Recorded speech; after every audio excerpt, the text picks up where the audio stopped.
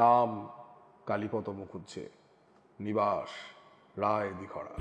আগের বছর শীতকালের ঘটনা, উলুবেড়িয়াতে বাইরে থেকে একটা কাঁচে একটা কড়কড় কড়কড় কড়কড় করে শব্দ, নখ আজকাল লাইক কেউ যদি নখ দিয়ে টোকা, এক্স্যাক্টলি। তো ওই আওয়াজটা রেকর্ডেড হয়। অভিষেক যেদিন এডিট করতে বসে আমাদেরকে রাত্রেবেলা ফোন করেছে, এই ওয়ান্দা কি হচ্ছে তুমি দেখো। স্ক্রিনটা, গোটা স্ক্রিনটা রক্তের মতো লাল। কিছু কিছু রেকর্ডিং এত বিটি দেয় তুই বিশ্বাস করবি না। মেয়েটা হুট করে ফোন কাটলো, সারা রাত ফোনে পেলাম না, বলছে জানো কৌস্তবদা আমার রক্তভূমি স্টার্ট হয়েছে। এবার চাকরি করতে গিয়ে তোর জীবনে হঠাৎ একটা অভিশাপ নেমে আসে। ওর গোটা বডি প্যারালাইসিস হয়ে গেছে এবং তার সঙ্গে সঙ্গে ফিল করতো কেউ একজন ওর সঙ্গে যৌন সম্ভ্রমে ফিল করতে পারছে যেন মুখের উপরে চুল পড়ছে। খুব পপুলার একটা মেডিকেলের টার্ম হচ্ছে ডিসেকশন। আমার একজন কাকা আছেন, উনি ডক্টর। তো সেদিনকে ওকে একটা ডিসেকশন করতে হয়েছে। করতে করতে ও খেয়াল করছে যেন ওকে মনে হচ্ছে পিছন থেকে আবার যেন কেউ দেখছে। যখন মুখটা খুলছে দেখছে ওর সামনে সেই মুখটা। তখন ওর মনে হয় যে ও হয়তো ডিসেকশনে কোনো হয়তো গন্ডগোল করেছে। সে বহুকাল আগের কথা। সেই গ্রামে তখন কোনো মানুষ এরকম থাকতো না। সবাই বলে একটা অভিশাপে মরে গেছে। সেই জায়গা থেকে যখন আমার বন্ধু কালী, সবাই তাকে কালী গুণিন বলে জানে। এবং ব্রহ্মদত্তী থাকলে ব্রহ্মদত্তীকে প্রসপেক্টের প্রতীক। আমার দেখা রক্তিমদের বাড়ির ঠিক মাঝখান থেকে একটা বেল গাছ আছে। সামাও কোথাও গিয়ে আমার মনে হয় যে ওখানে হয়তো উনি আছেন। কারণ এটাকে আমাদের কুসংস্কারই বলতে পারিস। আমি আর রক্তিম এই চ্যানেলটার রিচটা ডাউন যাচ্ছে, বুঝলি। একটু মিল্ক কেক আর একটা ক্যাডবেরিজ কিনে ছাদে দিয়ে এটা যখন করি কাজ দেয়। নয়ে যাওয়া গল্পকে একে উঠতে আসতে দেখেছি একদিনের মধ্যে। এই যে এত এনগেজমেন্ট, এত কম্পিটিশন, আমার কোথাও গিয়ে মনে হয় কয়েকজনই পারবে। বাংলা ভাষায় রাগা যায়, কাঁদা যায়, দিন শেষে ওই জন্যই আমরা বাঙালি, যে আমি গর্বিতই বাঙালি। তারানাতান্ত্রিক যিনি লিখেছেন স্বর্গীয় বিভূতিভূষণ বন্দ্যোপাধ্যায়, তিনি একটা সময় কিন্তু গভীর প্রেত চর্চা করেছেন। তারাদাসবাবু তারানাথ যখন লিখতেন তখন একটা অদ্ভুত ঘোরের মধ্যে থাকতেন। এই যে তারানাথ তান্ত্রিকের যে মেয়ে কন্যা, যে চারি, সেই কিন্তু হয়তো মধুসুন্দরী দেবী। এটা কিভাবে বলছিস তুই? নমস্কার, আমি ভবতারণ। আজ তোমাদের যে গল্পটা আমি বলবো সেটা নিছক কোনো গল্প কথা নয়, এটা আমার শোনা জীবনের একটা ঘটনা। কৌস্তবের আড্ডায় আজকে একজন স্পেশাল গেস্ট আছেন। গেস্ট বলবো না, সে আমার বন্ধু ইভান, হরোস্কোপ টিম থেকে। ওর সাথে বিভিন্ন বিষয় নিয়ে কথাবার্তা হয়েছে, অনেক ঘটনা জানা গেছে। ইভেন আজকের এই পডকাস্টটা যতটা ভয় পেয়েছি ততটাই এনজয় করেছি। আশা করছি কৌস্তবের আড্ডার আজকের এই আড্ডাটা আপনাদের খুবই ভালো লাগবে। আপনারাও যদি আমার সাথে এরকমই একটা আড্ডা মারতে চান তাহলে অবশ্যই আমার সাথে যোগাযোগ করতে পারেন। ডেসক্রিপশন বক্সে এবং কমেন্ট সেকশনের পিন কমেন্টে আমাকে যোগাযোগ করার প্রত্যেকটা ডিটেলস দেওয়া রয়েছে। আজকের এই এপিসোডটা আপনারা কোথা থেকে শুনছেন সেটা কিন্তু কমেন্ট করে জানাতে ভুলবেন না। তাহলে চলুন শুরু করছি কৌস্তবের আড্ডার অনবদ্য একটা আড্ডা। হ্যালো ইভান, ওয়েলকাম টু কৌস্তবের আড্ডা। কেমন আছিস ভাই? ভালো আছি। বেসিক্যালি তোকে হরোস্কোপে শোনা যায়, তোর টিম রয়েছে পুরো। অ্যান্ড সব থেকে ইন্টারেস্টিং ব্যাপার হচ্ছে তোর আর আমার সেম ডেতে 1.5 লাখ সাবস্ক্রাইবার কমপ্লিট হয়েছিল। এই জিনিসটা ওই বিগ অ্যাচিভমেন্ট মনে হয়েছে আমার। আই থিঙ্ক তোর সকালে হয়েছে, আমার বিকেলের দিকে হয়েছিল। তোর টিম হরোস্কোপে কে কে আছে সেটা জানতে চাই। দেখ, ব্যাপারটা সত্যি কথা বলতে গেলে হরোস্কোপ যদি বলি, আমি যেমন শুরু থেকে যদি বলি চ্যানেলটার কথা, খুব কাকতালীয় একটা কনফারেন্স কলের মধ্যে দিয়ে চ্যানেলটা শুরু হয়। আচ্ছা, হ্যাঁ, আমরা একটা কনসার্ট করেছিলাম, তো সেখানে রক্তিম আসে অ্যাঙ্কারিং করার জন্য এবং তারপর ও এসে কথাবার্তা বলে যে দাদা আমি অ্যাঙ্কারিং করতে চাই। করলো। এবার রক্তিম আর অভিষেক ছিল একদম ছোট থেকে, ওদেরকে আমি চিনি। এবার ওরা এসে আমাকে বললো যে এরকম অডিও স্টোরি করি, এই এটা শুনে দেখো। আমি শুনলাম। এবার ছোট থেকে আমি না মিমিক্রি করতাম ভাই। আচ্ছা, মানে ওই ক্লাসের মধ্যে মা আমি চুরি করিনি এইটা বলা ছেলে ছিলাম আমি, কিংবা ধর আরে পাগলা, ঠিক আছে। এবার তারপরে ধর ও এলো, এসে বললো যে এরকম চলো কিছু করো তুমি। হ্যাঁ করাই যায় বলে ওই করা যায়, মানে ওই করা যায় হয়ে গেল তুলে রাখা। আচ্ছা। একদিন হঠাৎ অভিষেক ফোন করে, কিছু করবে কি না করবে না বলো, তুমি কি করবে, এবং খিস্তা খিস্তি করে শুরু। তারপর কথা হয় এবং ওই কলের মধ্যে দিয়েই রক্তিম, অভিষেক, আমি তিনজন মিলে তখন শুরু হয় যে একটা কিছু চ্যানেল করি যেখানে আমরা ভূতের গল্প শোনাবো।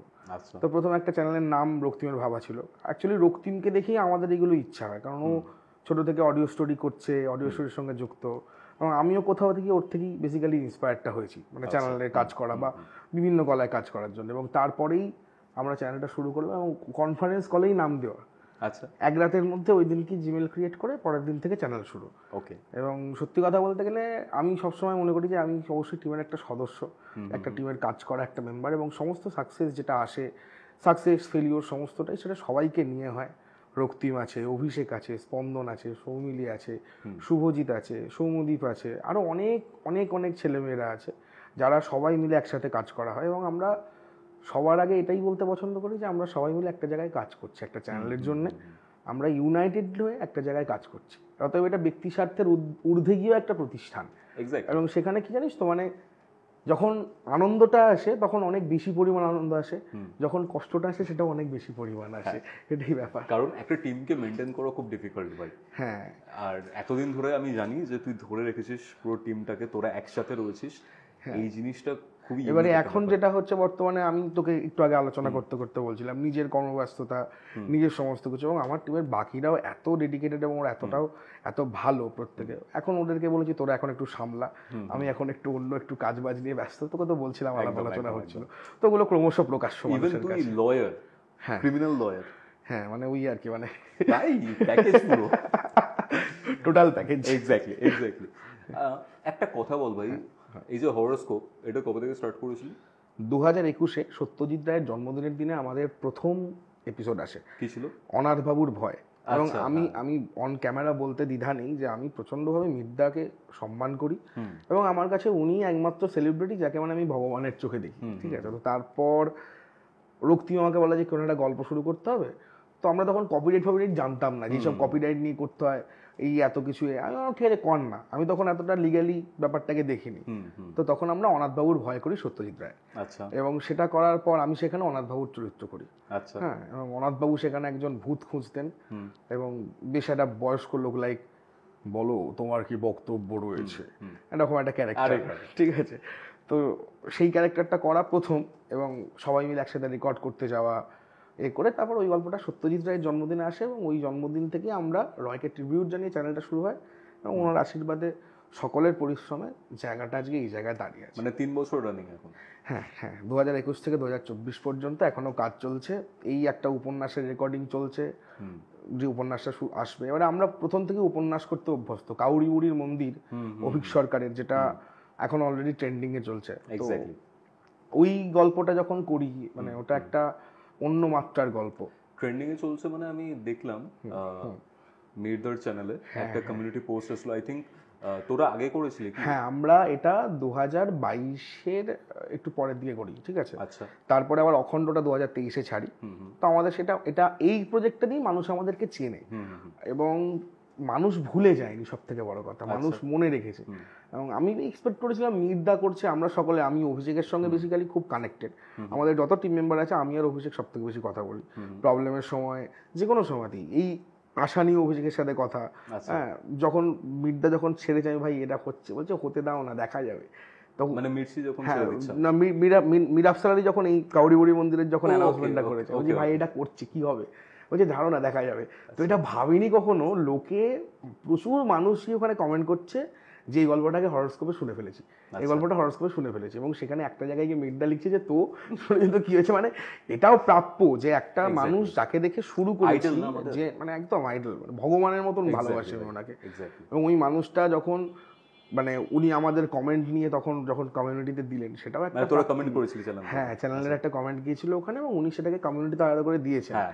এবং প্রদ্যুৎদা আছে, আমি না বললেই না, মির্দার সাথে কাজ করে, চ্যানেলে মিউজিক করে, প্রদ্যুৎদা আলাদা করে আমাকে ইয়ে করা, অ্যাপ্রিসিয়েট করা, খুব ভালো কাজ। এবং প্রচুর মানুষ যে কথা বলছে, একটা 7 ঘন্টার অডিও স্টোরি, ওটা 7 ঘন্টার উপন্যাস, এবং এক রাতে রেকর্ড করা উপন্যাস। তোরা করেছিলি এক রাতে? হ্যাঁ, আমাদের যত রেকর্ডিং হয়েছে শুরু থেকে রক্তিমের বাড়িতে, তো রক্তিমের বাড়িতে একটা রাত জেগে পুরো রেকর্ডিংটা করেছিলাম উপন্যাসের। এবং রক্তিম ননস্টপ রাত্রিবেলা সারাক্ষণ রেকর্ড নিয়ে গেছে, ঘুম পাচ্ছে, ঘুম স্যাক্রিফাইস করে, আর আমার জেদ, না ভাই আজকেই না হবো।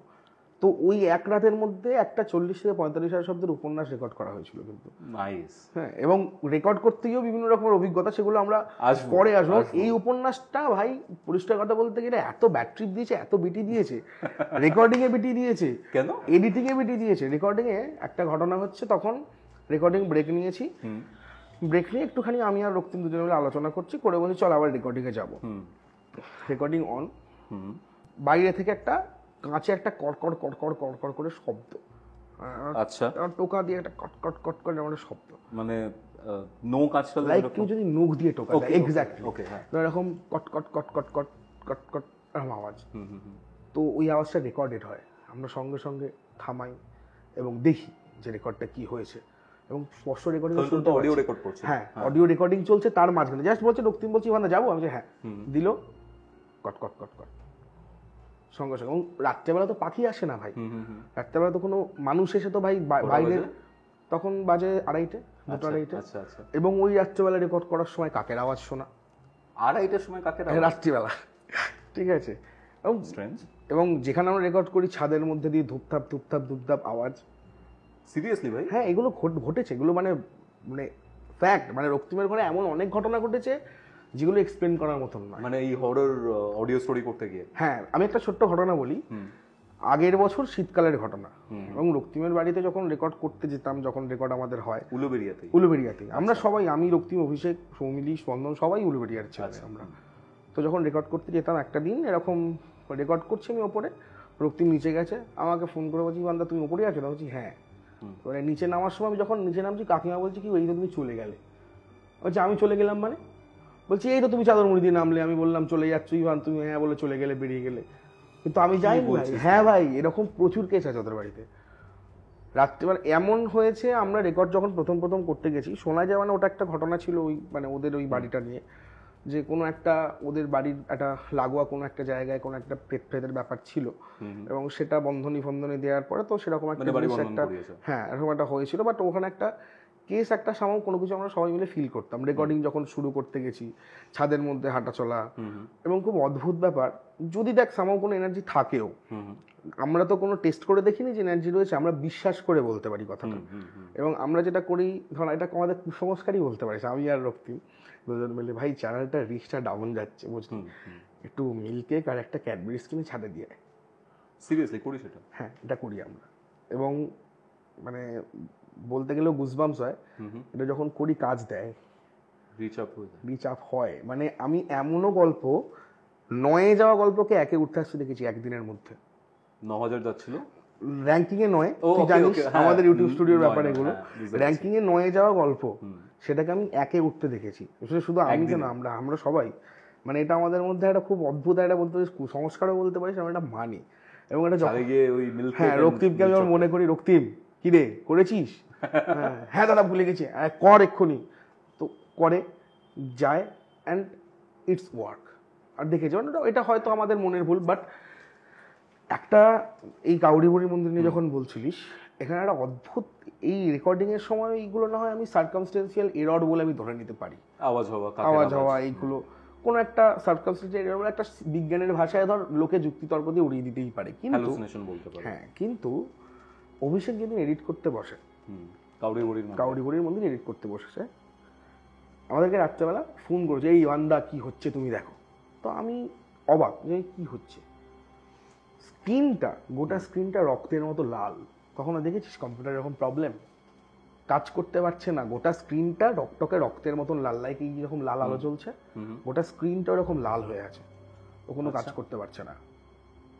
ব্লু স্ক্রিন হয়, এররের জন্য স্ক্রিন হয়, কিন্তু রেড স্ক্রিন তো ভাই শুনিনি কখনো, আমিও শুনিনি, আমিও দেখিনি, ও দেখেনি। এবং অভিষেক টেকনোলজিক্যালি ভীষণ সাউন্ড একটা ছেলে, আমরা প্রত্যেকে অবাক। ও মিক্সিং করে অভিষেক? হ্যাঁ, অভিষেক সাউন্ড এডিটিং করে এবং খুব ভালো ভয়েসও করে। তো এরকম পুরো স্ক্রিন দেখছে লাল রক্তের মতন, এবং আমাদেরকে লিটারালি ভিডিও কল করে ছবি তুলে পাঠাচ্ছি, বান্দা আজকে এডিট করতে পারছি না, কি হবে জানি না, ওটা অটোমেটিক্যালি ঠিক হয়ে যায় পরের দিনে।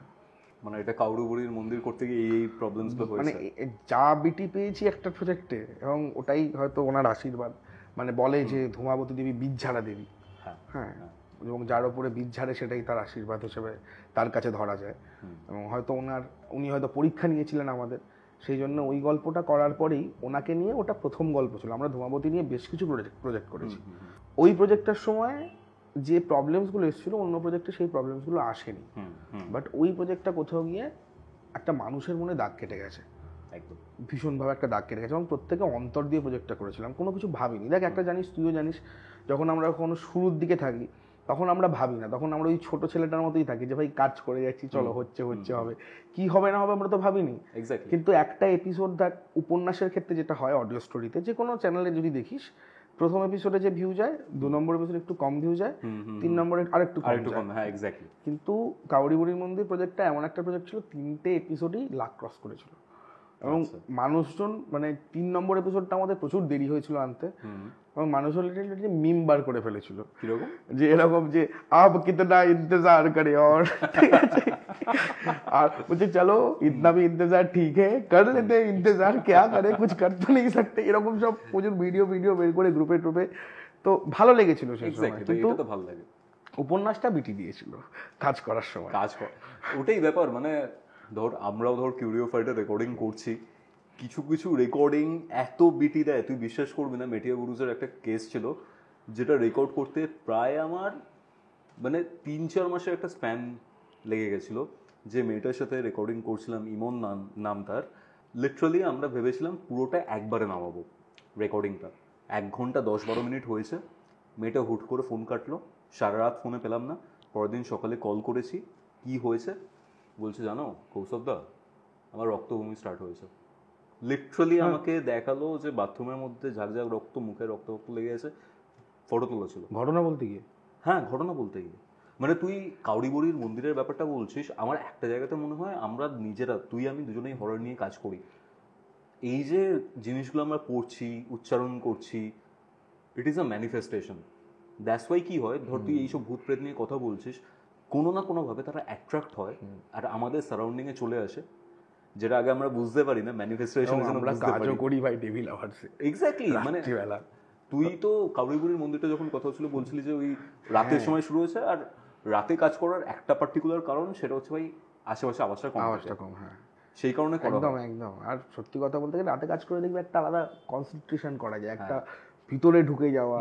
আর উপন্যাসগুলো কি হয় না, মানে একটা ধাপে মালা থাকে তো পুরো একদম মালার মতন, এই ফুলের পর এই ফুল, এই ফুল, এই ফুল, তো পুরো মালাটা সম্পূর্ণ একবারে করাটাই ভালো একদম। কিন্তু ওই মুডটা ফার্স্ট দিনের মুডটা সেকেন্ড দিন নাও থাকতে পারে, ওই মুড, ওই থ্রো। হ্যাঁ, একদমই তাই। মানে ধর আর কি হয় না, ধর ওটা তো মডুলেশনে ছিল আমার, মানে ভবতারণ হচ্ছে ওখানে উপন্যাসের প্লট ছিল, ভবতারণ একটা ক্লাবে আসে একটা ওই গল্প বলি একটা লোক, উনি নিজে একজন রিটায়ার্ড একজন অফিসার।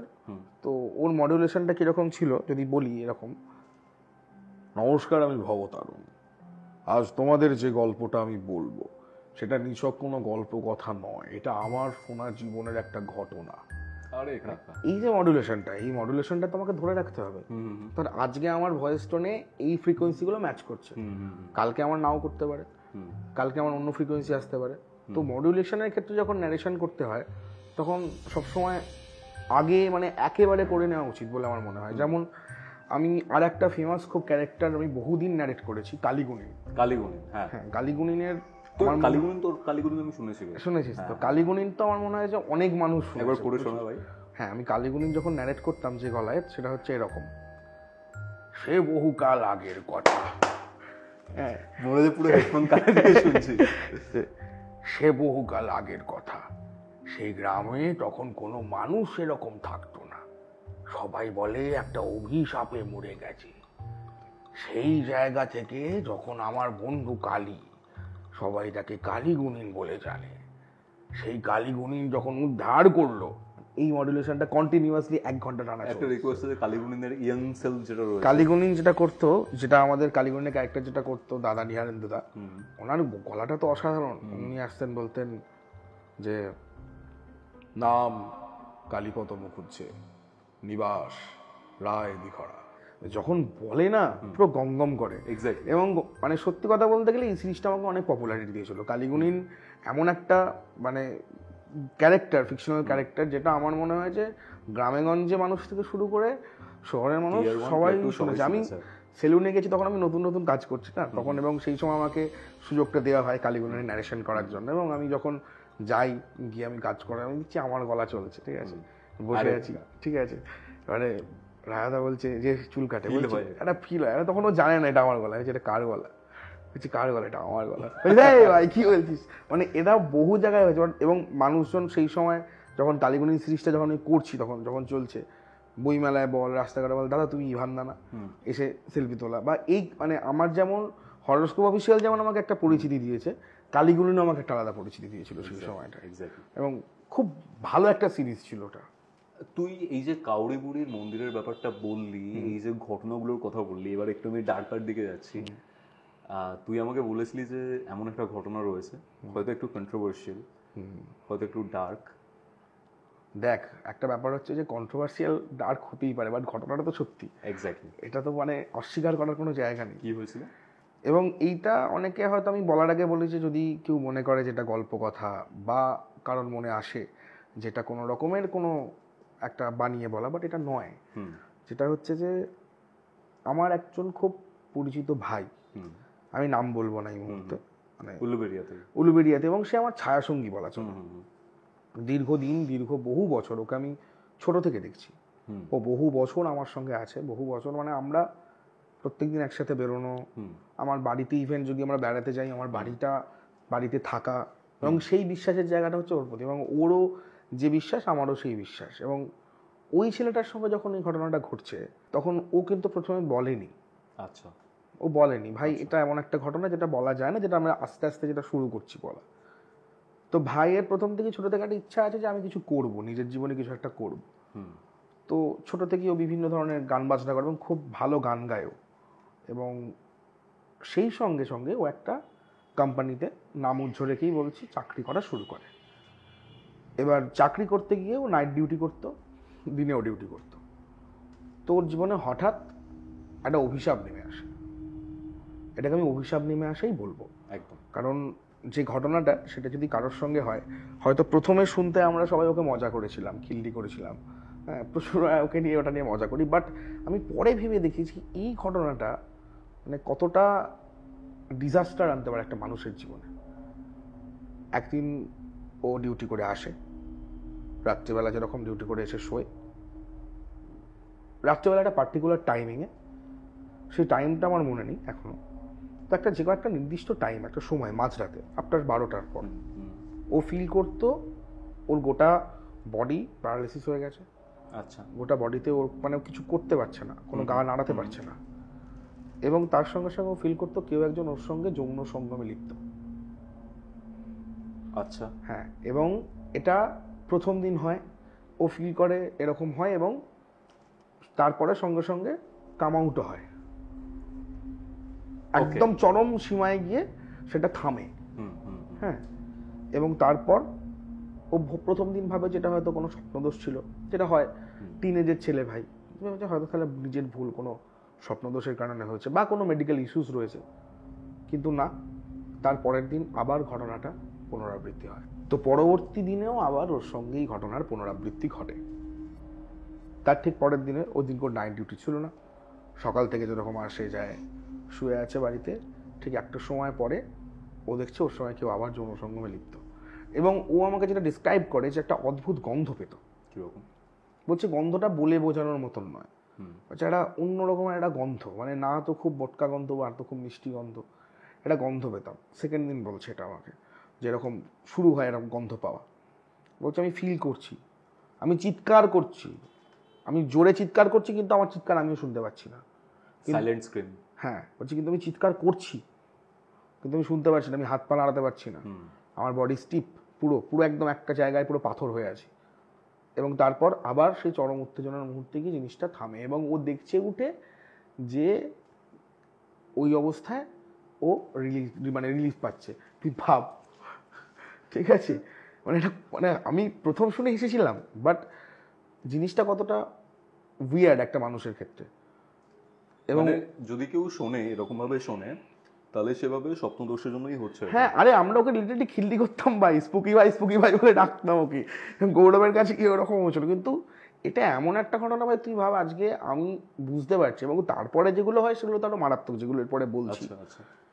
তারপর যেদিন দেখছি ওর নাইট ডিউটি থাকছে সেদিন কিছু হচ্ছে না, তো এরকম টানা চলতে থাকে ওর সঙ্গে, এবং তারপরে আস্তে আস্তে জিনিসগুলো বাড়ে। ও বুঝতে পারছে ওর দেখ একজনের সঙ্গে যখন টানা হচ্ছে ঘুমোতে গেলেই সে নিশ্চয়ই জেগে থাকবে, ও জেগে আছে, একটা টাইমের পরে সেম জিনিস, হাত নাড়াতে পারছে না, কিছু করতে পারছে না, এবং তারপরেও ফিল করতে পারছে যেন মুখের উপরে চুল পড়ছে। ওকে, ঠিক আছে, দেখছে চুল, মানে চুলের মতন কিছু ফিল করতে পারছে। মানে ও আমাকে বলতো যে ভাই ঠিক আছে ভাই, এরকম করছিস একটু বলে কই কর আমাকে, ঠিক আছে, মানে এরকম সব ঘটনা আর কি। তো দেখছি ও মাথার মানে মুখের মধ্যে চুল পড়ছে, এবং ঘরের মধ্যে একটা নীল আলো জ্বলতো, এবং তারপর যখন একটা সময় যায় ও প্রায় মানে ওর শরীর ভেঙে যাচ্ছে। দেখ একটা মানুষ দিনের পর দিন ঘুমাচ্ছে না, সারাদিন কাজ করে আসছে, ওর শরীর ভেঙে যাচ্ছে, মুখ চোখ ভিতরের দিকে ঢুকে যাচ্ছে, এবং আলটিমেটলি এগুলো তো ইভিল এন্টিটি না, মানে একটা নেগেটিভ এনার্জি, তোর পজিটিভ ভাইবসটাকেও শুষে নেয়। হ্যাঁ, মানে একটা নেগেটিভ এনার্জি যখন কারোর সঙ্গে যখন এই ধরনের যৌনক্রিয়ায় লিপ্ত, তো সেখানে তার তো স্বাভাবিক একটা এফেক্ট আসবে, এবং মুখে চোখে পিম্পলস বেরিয়ে যাওয়া, ব্রণ হওয়া, চোখ মুখ ঢুকে যাওয়া, ডিপ্রেশন হয়ে যাওয়া, এবং আস্তে আস্তে আর কি বলতো, এই যে ধর এই ঘটনাটা কাউকে ধর প্রথমে বলতে গেলে একটা হেসে ফেলবে, একটা হাসির খোরাক হয়ে যাবে, যেটা কিন্তু আমাদের কাছেও হয়েছিল, যেটা কিন্তু আমাদের কাছে যখন বলেছে ওই জন্য কাউকে বলে না, ওই জন্যই আমি নামটা প্রকাশ করলাম না, ওই জন্য কাউকে বলে না, কিন্তু যখন ফিল করেছে, এবং তারপর যখন দিনের পর দিন ঘটছে আর না পেরে ও বিভিন্ন জায়গায় আবার যোগা ছোটাছুটি করতে শুরু করে, বিভিন্ন জনকে বলা, এবং ও যখন আমাকে বলেছে, আমি বললাম না আমি এতটাই ওকে বিশ্বাস করি এবং এতটাই ওকে দেখেছি, যখন ওই সময় ওকে দেখেছি চোখ ফোক ঢুকে যাওয়া, চোখে কালি ফালি পড়ে যাওয়া, শুকিয়ে যাওয়া টাইপের একটা কীরকম একটা, মানে গোটা মুখে, মানে ও খুব গ্ল্যামারাস ছিল একটা, মানে গোটা মুখে ওর বনো ফোনো বেরিয়ে গেছে, খুব বাজে একটা সিন। অ্যাকচুয়ালিটিতে এরকমটাই হয়, এই ব্রণ বেরোনোর কথা বলছিস, সেরকম ভেঙে যাওয়ার ব্যাপার বলছিস, এই জিনিসটা হয় কিন্তু। হ্যাঁ, এবং মানে কি বলতো, মানে একটা মানুষকে ধর দেখলে বোঝা যায় সে সুস্থ আছে না অসুস্থ আছে, কারণ আমরা যখন সুস্থ থাকি দেখবি আমরা অনেক প্রাণোচ্ছল থাকি, আমাদের মাথার মধ্যে যখন কাজ করে, আমি যখন ধর আমার মানে বান্ধবীর সঙ্গে বেরোই, এক একদিন হয় এরকম যে আমি খুব চুপচাপ আছি, ঠিক আছে, আমার মাথায় তখন অন্য চিন্তা ঘুরছে, কিন্তু সেদিনকে কিন্তু আমি মন খুলে হাসতে পারছি না, ফলপ্রসূত ওর সঙ্গে ধর একটা এমন ঘটনা ঘটছে যেটার জন্য কিন্তু পুরোপুরি এতটাই চাপে চলে যাচ্ছে ও কাউকে কিছু বলতে পারছে না, তো এই সমস্ত করেও একটা তান্ত্রিকের সন্ধান পায় শেষমেশ, এবং সেই তান্ত্রিকের কাছে ও যায়, এবং তান্ত্রিকের কাছে গিয়ে খুলে বলে কি হয়েছে, যে আমার সঙ্গে এই ঘটনাগুলো ক্রমাগত ঘটছে। তো তান্ত্রিক প্রথম দিন ওকে একটা জিনিস দেয়, যেটাকে ওকে বলে তুমি একটা বালিশের তলায় রেখে শুও, আশা করি কিছু হবে না। কাকতালীয়ভাবে সেদিন কিন্তু কিচ্ছু হয়নি। ওকে, তার দুদিন পরে আবার যায়ও ওনার কাছে, এবং সেদিন উনি তান্ত্রিকটা এক্সপ্লেন করে যে উনি বলেন যে এটা অন্য কোনো একজন তান্ত্রিক অন্য কারোর বিরুদ্ধে কোনো একটা ক্রিয়া করেছিল। আচ্ছা, কোনো একটা ক্রিয়া ছিল, কারোর উদ্দেশ্য করে কাউকে একটা ক্রিয়া করা ছিল, এবং যেই ক্রিয়াটা হয়তো তার কাছে না গিয়ে ওর কাছে কি চলে এসছে। কি বলছিস ভাই? হ্যাঁ, মানে ও কোনোভাবে ওই ক্রিয়াটাকে নিজের দিকে টেনে নিয়েছে, বা রাস্তা অনেক সময় দেখি না পড়ে থাকে অনেক লেবু লঙ্কা পড়ে থাকে, লেবু লঙ্কা, পাড়িয়ে দিবি সেটা। হ্যাঁ, সিঁদুর, এইসব হয়তো ওই রকম কোনো একটা ইনসিডেন্ট ঘটেছে যেই ক্রিয়াটা ওকে অ্যাট্রাক্ট করে নিয়েছে। এরকমটাও হতে পারে, ধর কেউ পজেস ছিল, তার ওপর ক্রিয়া করা হয়েছে, সেই এন্টিটাকে কিছু দ্রব্যের মাধ্যমে, দ্রব্যের তো গুণ থাকে, সেটা হয়তো রাস্তায় ফেলে দিয়েছে বা কিছুই করেছে, ও মারিয়ে নিয়েছে, তো ওই এন্টিটিটা ওকে ছেড়ে এর কাছে চলে এসেছে। হতেই পারে, এবং ও তো নিজে জানে না কিভাবে এসছে, এবং ওকে একটা সুতো দেয়, একটা মন্ত্রপ্রত একটা সুতো দিয়ে কিছু একটা দিয়েছিল, তার মধ্যে পোটলা পুটলি বেঁধে কিছু একটা দিয়েছিল, অ্যান্ড ওকে বলে যে এটাকে এমন একটা জায়গায় বেঁধে এসো যেটা যেখান থেকে ওটাকে খুলতে পারবে না, যদি ওটা কেউ খোলে ওটা কিন্তু তার কাছে কনভার্টেড হয়ে যাবে, ওকে ওকে ওকে, চেন ওয়াইজ। এবং ও যায়, ওটা বেঁধে আসে, এবং যেদিন বেঁধে আসে তারপর দিন থেকে ওর জীবন আর এরকম ঘটনা ঘটে না, তারপরের দিন থেকে হঠাৎই সব নর্মাল। এবারে আমার কাছে প্রশ্ন, যে আমি পরে যেটা ভেবেছিলাম, যে যদি সত্যিই নাইট ফলস হতো, যদি সত্যিই স্বপ্নদোষ হতো, যদি সত্যিই কোনো যৌন প্রবলেম ওর মধ্যে থাকতো যৌনতাজনিত, তাহলে কিন্তু ওই একটা সুতো বেঁধে আসার পরে সেটা ঠিক হতো না। সাইকোলজিক্যাল নয় তার মানে? না, কখনোই নয়, ওর কোনো সাইকোলজিক্যাল প্রবলেম হতেই পারে না। ও ভীষণ পরিমাণ পজিটিভ একটা ছেলে, ভীষণ পরিমাণ হাসি খুশি মন খোলা একটা ছেলে, এবং আমি তো বলছি মানে এটা নিয়ে ইয়ার্কি করা যেতে পারে, বাট এটা যার সাথে ঘটে সেটা যে কিভাবে ঘটে মানে ভাবা যায় না, মানে এটা স্ত্রী পুরুষ নির্বিশেষে সবার জন্যই এটা। আমরা শুনি না জিনের অনেক ঘটনা, জিনের সঙ্গে তুই ভাব এটা যদি কোনো ছেলের সঙ্গেই যদি ঘটে, মানে সেটাও তো এক প্রকার একটা ব্রুটালিটির আন্ডারে পড়ছে না ভাই, মানুষের মাথা থাকবে না ভাই, মেন্টালি পুরো একদম শেষ। মানে অনেকে এটা ভাবে বা ভাবতে পারে যে ধরো কোনো ছেলের সাথে এরকম টাইপের কিছু হচ্ছে, সে হয়তো এনজয় করছে, বাট অ্যাকচুয়ালি ছেলে মেয়ে নির্বিশেষে এই যে ব্যাপারটা ঘটে না, সেটাতে তোর যদি কনসার্ন না থাকে, তুই যদি না চাস নিজের থেকে, তোর আস্তে আস্তে শরীর, মন, ফিনান্সের কিছু অ্যাসপেক্ট সব ভেঙে যাবে। কারণ এরকম টাইপের এন্টিটিগুলো আমাদেরকে mentally, emotionally, physically and economically সবার আগে এই যে তুই কথাটা বলছি সেটা আমি বলছি, আমি দীর্ঘদিন দেখেছি ছেলেটা কিন্তু ইকোনমিক্যালি স্ট্রাগল করেছে। আচ্ছা আচ্ছা, ওর লাইফে কিন্তু ইকোনমিক্যাল স্ট্রাগল ছিল, এখন ওর ঘুরে দাঁড়াচ্ছে আস্তে আস্তে, এখন নতুন বিজনেস স্টার্ট আপ করছে। এবং বললাম না, কোন সালের ভাই এটা? অনেকদিন আগে 2019-20 এই সময়টা, বেশি না, 3-4 বছর। হ্যাঁ, 3-4 বছর আগের কেস আর কি। এবার ওকে তো বহুদিন থেকেই চিনি, ওই জন্য যে কারণে এত ইলাবারেটলি বলতে পারি, এবং ও আমার কাছে পুরোপুরি ওপেন আপ হয়ে সমস্ত কিছু বলেছে, এবং ও লাইক নিজেও মজা করেছে, নিজেও মজার চলে বলেছে। কিন্তু যখন ও মনে করে ঘটনাগুলো, তখন কিন্তু ভাই ওর নিজের কাছে একটা শিহরণ হয়ে দাঁড়িয়েছে। যার সাথে হয় সেই বোঝে। হ্যাঁ ভাই, রাতের পর রাত, মানে ও মানে কত কিছু একসাথে ঢুকছে, দেখ, অনিদ্রা, ডিপ্রেশন, একটা ব্রুটালিটি, ঠিক আছে, এবং ও ভাবছে যে আমি কাউকে বলতে পারছি না, ভাই কাকে বলবো, সমাজের কাছে বললে আমি তো খারাপ হয়ে যাব, আমাকে দোষ দিয়ে দেবে, মেডিকেল সায়েন্স অন্য কথা বলে। তার থেকেও বড় কথা, এমন একটা জিনিস হচ্ছে যেটাকে ও প্রসেসই করতে পারছে না, ভাবতে পারছে না কেন হচ্ছে, ওর কাছে কোনো আদৌ কি উত্তর ছিল না। প্যারানর্মাল এটা? হ্যাঁ, এবং সব থেকে ব্যাপার হচ্ছে যে ও বলছে যে এখন আমি দেখছি যে মুখের সামনে আমার চুল পড়ছে, আমি তো, এটা আমার কাছে কোনো উত্তর নেই, এটা আমি কি উত্তর দেবো এই জিনিসটা, যে আমি বুঝতে পারছি, এবার সত্যিকারে বুঝতে পারলাম যে সত্যিই আমার সঙ্গে ঘটনাটা ঘটছে, আমি কনফার্ম হয়ে তারপরে কিন্তু এই তান্ত্রিক, জ্যোতিষী এই সমস্ত করেছে, এবং ওই একবার একজনের কাছে গেছিলাম, ও রীতিমতো টাকা পয়সাও খরচা হয়েছে এর পিছনে, একটা মোটা অ্যামাউন্টের টাকা পয়সা খরচা হয়েছে, এবং তারপর থেকে আর নেই, ক্লিয়ার। তুই এটা যেমন বলছিলি, আর একটা খুব ইন্টারেস্টিং কেস আছে ইভান, সেটা আই থিঙ্ক ডাক্তার কাকুর সাথে করেছিল, মর্গের কেসটা, ওটা একটু বলতো। মর্গের কেসটা হচ্ছে, আমার একজন কাকা আছেন, চেনা পরিচিত, আমার নিজের বলতে পারিস আমার কাকা, তো উনি ডক্টর, ক্যালকাটা মেডিকেল কলেজে উনি পড়তেন, এবং ডাক্তারি এখন প্রফেশনালভাবে সফলভাবে উনি একজন ডক্টর। আমি এখানেও নাম বলবো না, যেহেতু প্রফেশনাল একটা ব্যাপার রয়েছে। তো উনি যখন পড়তেন, এবং আমরা খুব জানি, খুব পপুলার একটা মেডিকেলের টার্ম হচ্ছে ডিসেকশন মানে পরিষ্কার কথায় বাংলা ভাষায় বলতে গেলে মরা নিয়ে কাটাছেড়া করা, লাশ কাটা। ডিসেকশন করতে অনেকের অনেক সময় ভাই হালাত টাইট হয়ে যায়, আমি তো দেখেছি, শুনেছি অনেক ডাক্তার বন্ধুর থেকে, ওই ফর্মালডিহাইডের গন্ধটা, বাবা, কেউ বমি করে ফেলে, কেউ ইয়ে হয়। তো ডিসেকশন ওদের তখন চলছে, তো সেদিনকে ওকে একটা ডিসেকশন করতে হয়েছে, ওদের গ্রুপ ওয়াইজ হয় না একটা করে, তো ওরা সব ছিল, কাজ করেছে, এবং করে টোরে যেরকম ডাক্তাররা যেরকম বরাবরই হয় নাস্তিক টাইপের, তাদের দেখবি তারা ওই সব ভূত, প্রেত, দৈত্য, দানব, সব ওদের কোনো ইয়ে নেই।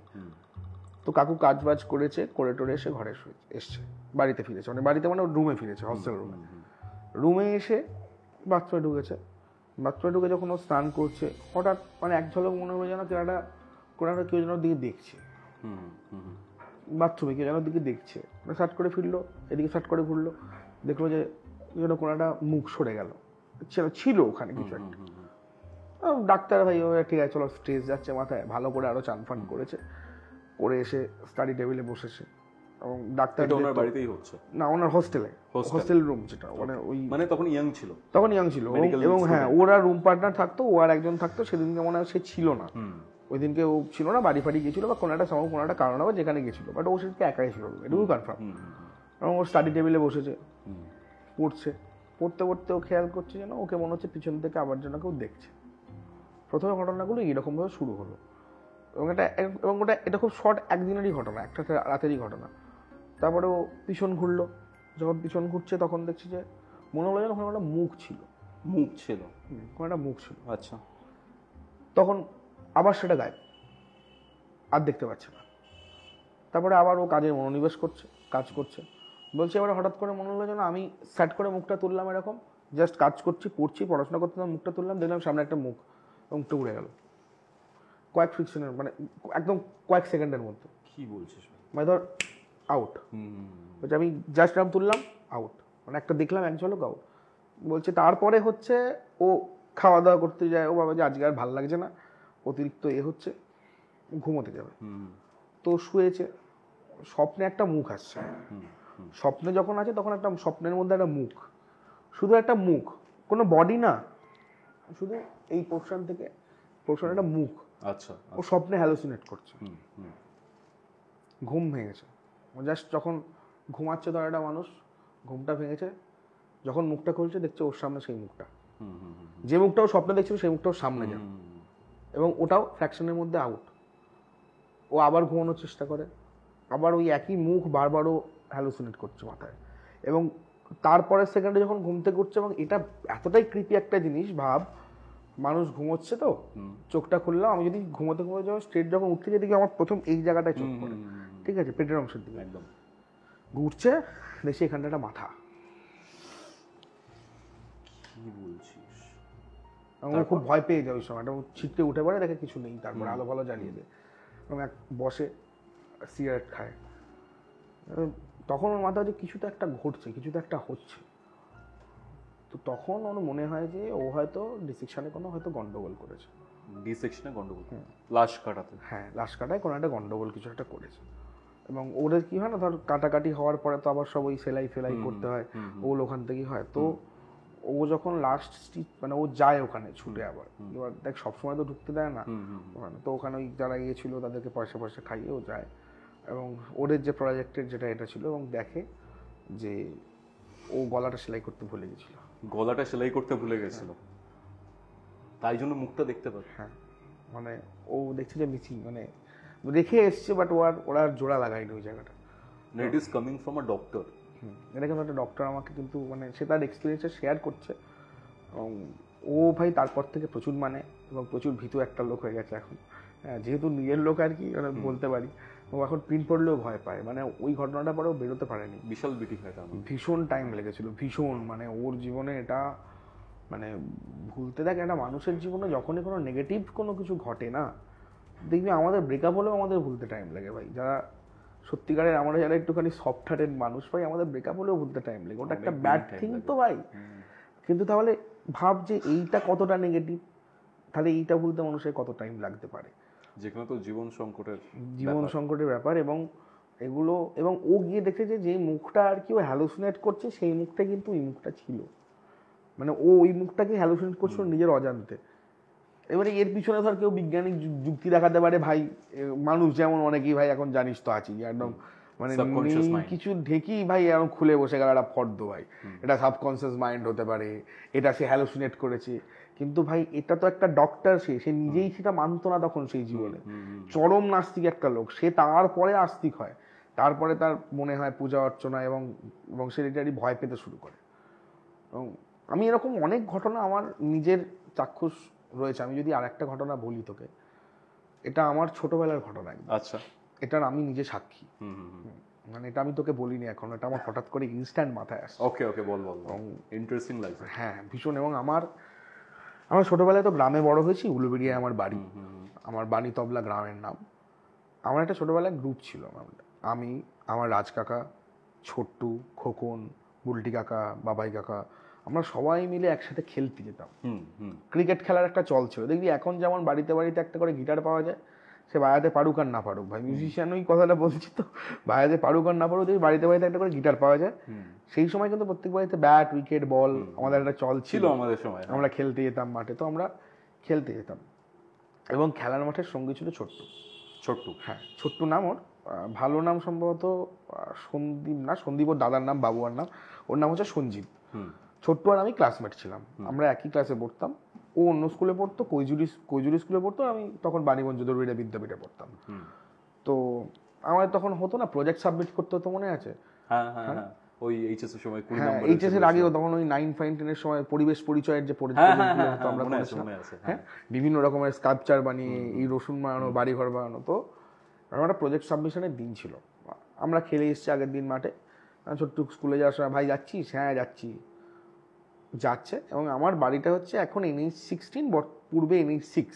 আচ্ছা, সেখান থেকে আমার বাড়ি একদম সামনেই, এবং ছোট্টুকে স্কুলে যেতে গেলে NH-6টা পার করতে হতো। এবং আমরাও যেখানে যেখানে যাই আমাদেরকে NH-6 পার করে তারপরে যেতে হয়। তো ছোট্টু যেদিন NH-6টা পরীক্ষা দিতে যাওয়ার দিন, জমা দিতে যাওয়ার দিন, যখন NH-6 এর সামনে দাঁড়িয়ে আছে, পেরোচ্ছে, একটা গাড়ি এসে ওকে মারলো। মানে আমার ছোটবেলার বন্ধু, এখনো বলতে গেলে চোখে জল চলে আসে মাঝে মাঝে। তো ও প্রায় 15 ফুট উপরে উড়ে গিয়ে একটা কচার ওপরে পড়েছিল, এবং মাথা ফাথা ফ্র্যাকচার। আমি এগুলো মানে বলতে গেলে এখন নিজেরই কেমন লাগছে, কারণ ওই সময়টা দেখেছি তো ওকে, মানে একদম পুরো মাথা ফাথা ফেটে গিয়ে মানে খুব বাজে অবস্থা, রক্তারক্তি কাণ্ড। এবং ওই বয়সে একটা ছেলে। তো সবাই তখন ওকে নিয়ে কোলে করে তুলে নিয়ে গিয়ে হসপিটাল, সেখান থেকে কলকাতা হসপিটাল নিয়ে আসা নিয়ে যাওয়া সবাই করে, আমরা যাইনি। বাট সেই ছোট্টু ভালো হয়ে ফিরে এলো। ওকে ওকে। এবং ফিরে এলো, কিন্তু ওর কাউকে মনে ছিল না, মানে একটা স্মৃতিগুলো তার জীবনে আবঝা হয়ে গেছিল, মেমোরি লস। হ্যাঁ, মানে কাইন্ড অফ, মানে পরবর্তীকালে মনে পড়ে। এখন সে পুরোপুরি সুস্থ।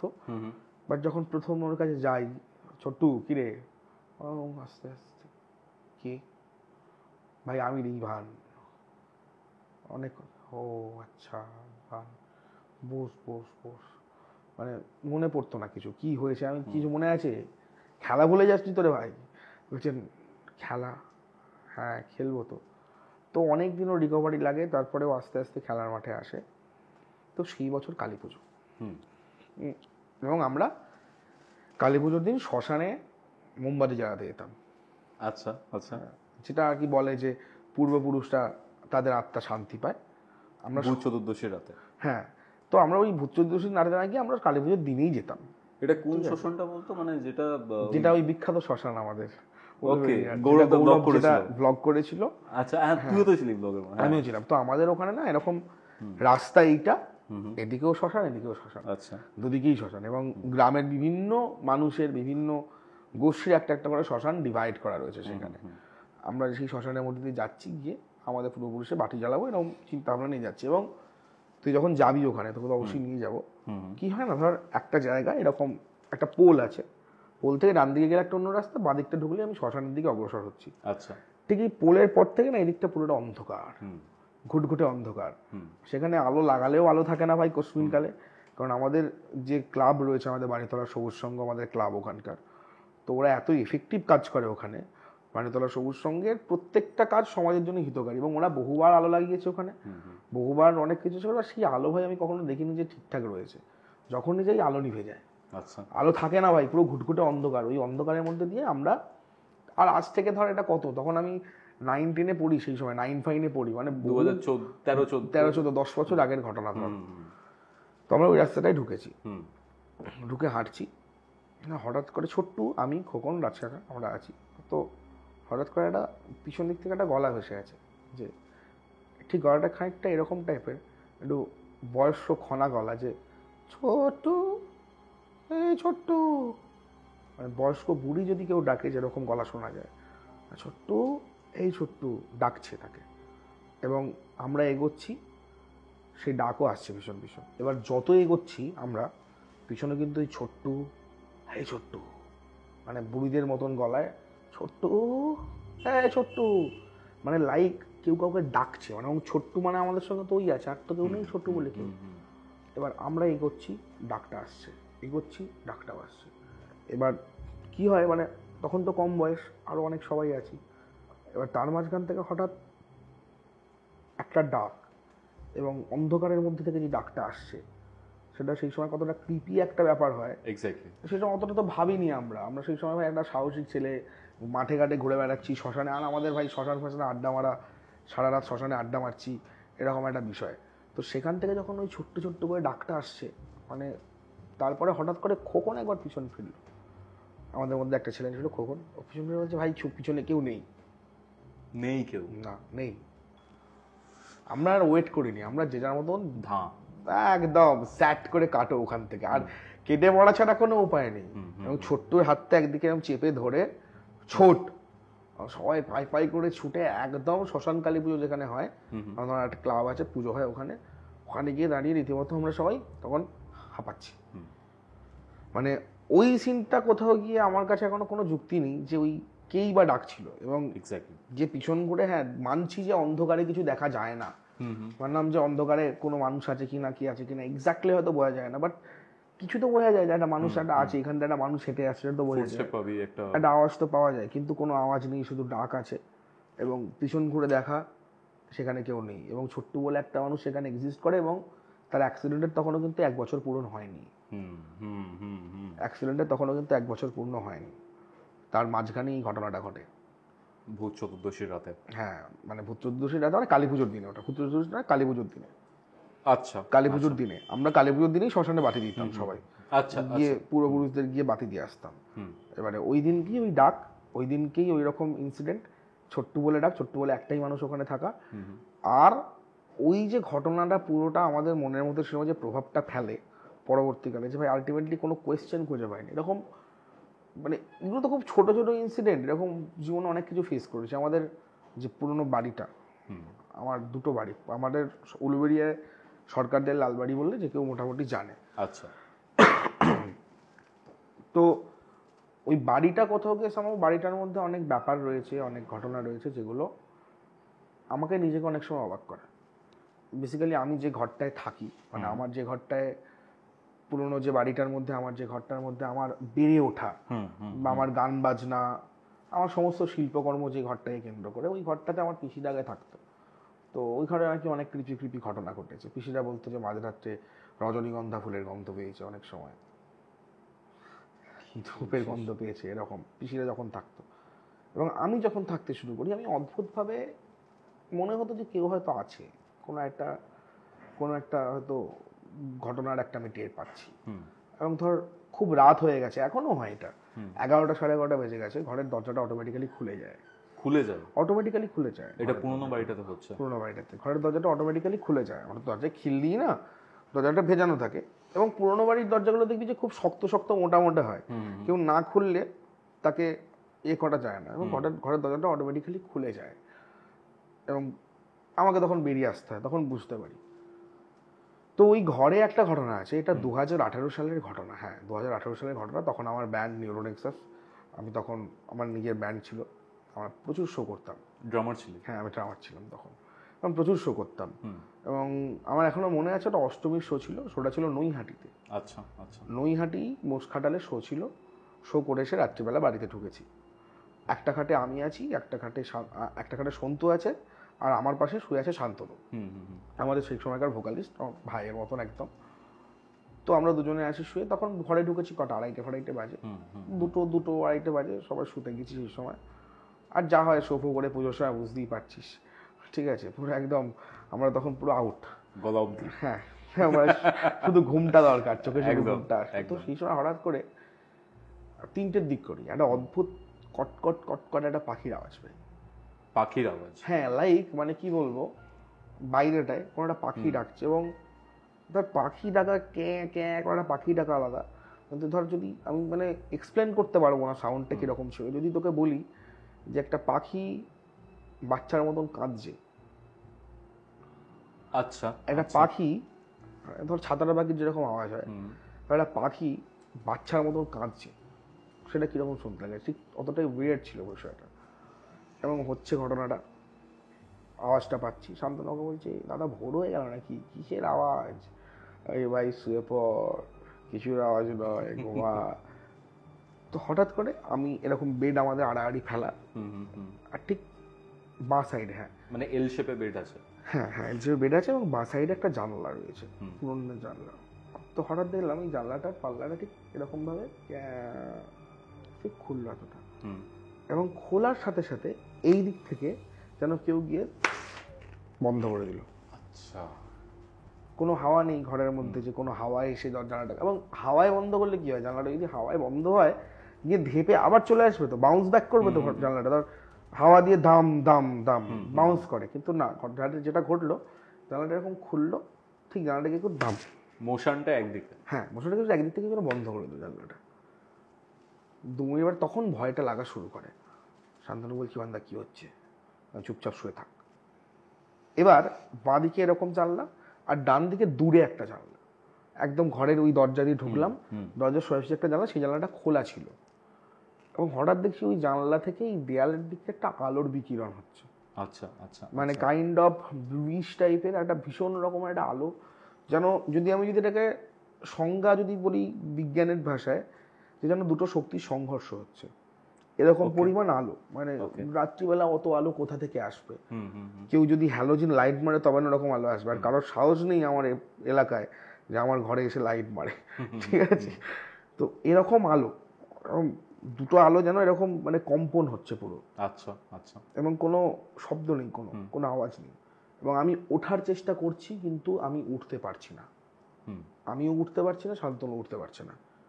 তো এই ঘটনাটা প্রায় 20 মিনিট চলে। 20 মিনিট? হ্যাঁ, এই আলোর মধ্যে যে ব্যাপারটা, এবং খুব ফ্র্যাকশনাল, আলোটা আসছে আবার বন্ধ হয়ে যাচ্ছে, আবার এসে কিছুক্ষণ কাঁপলো, আবার বন্ধ হয়ে যাচ্ছে, আবার কন্টিনিউয়াসলি অনেকক্ষণ কেঁপেই যাচ্ছে, আমরা দেখতে পাচ্ছি কিন্তু উঠতে পারছি না। 20 মিনিট পরে টোটালি বন্ধ হয় জিনিসটা। আমরা উঠি, শান্তনু উঠে বসে, আমি উঠি, আর আমার একটু সবাই ছোটো একটু পাকা আমি। আচ্ছা, গিয়ে দেখবো কি আছে। কি হয় না, দেখবি পুরোনো দিনের জানলাগুলো এরকম একটা মেঝে থাকে, তার উপর একটা এরকম স্টেপ করা থাকে, তারপরে এরকম পুরোনো দিনের জানলাগুলো শুরু হয়, খিড়কি জানলাগুলো শুরু হয়। তো আমার মনে হলো কি না আমি স্টেপে উঠে মুখটা বাড়ি একটু খুঁজে দেখবো যে কেউ আছে, কেউ কি কিছু করছে, ইচ্ছা করে কিছু করছে। আমি যখন স্টেপটায় পা দিলাম, একটা পা স্টেপে দিলাম আর একটা পা নিচে ছিল।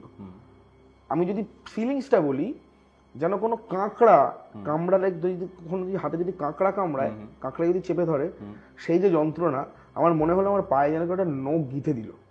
আচ্ছা, আমার যে পাটা মাটিতে ছিল, ওই আমি সিঁড়ির মতো হ্যাঁ আমি ধর এই তো পা, এই স্টেপ দিলাম একটা পা আর একটা পা নিচে, যে পাটা নিচে আছে সেই পাটার ধর এইরকম পাতার জায়গায় সেখানে একটা পুরো একদম কাঁকড়া যেন কামড়ে ধরলো বা কোনো একটা যেন ছুঁচ এসে আমার গিথে গেল পুরো। এবং আমি সঙ্গে সঙ্গে জাম্প ব্যাক করে নিই। আর তখন আমার মাথায়, আমি আলো জ্বালালাম কেন, সঙ্গে সঙ্গে আলো জ্বালাই, খেলাটা এখানে। আলো জ্বালালাম, সন্তু ঘুম থেকে উঠে বসছে। সন্তু বলছে, কিরে কি হলো? বলছে ঘুমিয়ে পড়, আমি আর ঘুমোতে পারবো না। কেন, কি সন্তু বলছে এটা? হ্যাঁ সন্তু বলছে, আমি আর ঘুমোতে পারবো না, তুই ঘুমিয়ে পড়। কেন? বলছি ভাই তোর ঘরে তো কেউ আছে। আমি, কেউ আছে মানে? বলছে না তোদের কখনো বলিনি, আসলে আমার দাদু আমার কাছে আসে রাত্রিবেলা। আচ্ছা, সেই সময় এটা আমি শুনছি ওর থেকে, এবং আমরা যা যা কথা বলেছি সেটা কিন্তু বলে দিল। কিরকম? যে আমরা যেরকম বলেছি, এইসব গালাগালি বালাগালি করেছি, সেটা কিন্তু বলে দিল। কিন্তু সন্তু তখন নাক ডাকিয়ে ঘুমোচ্ছে, এবং ও উঠে বলছে তোরা তো এগুলো বলছিলিস তো, কিন্তু না এরকম কোনো ব্যাপার নয়, অ্যাকচুয়ালি আমার দাদু আমার কাছে আসে।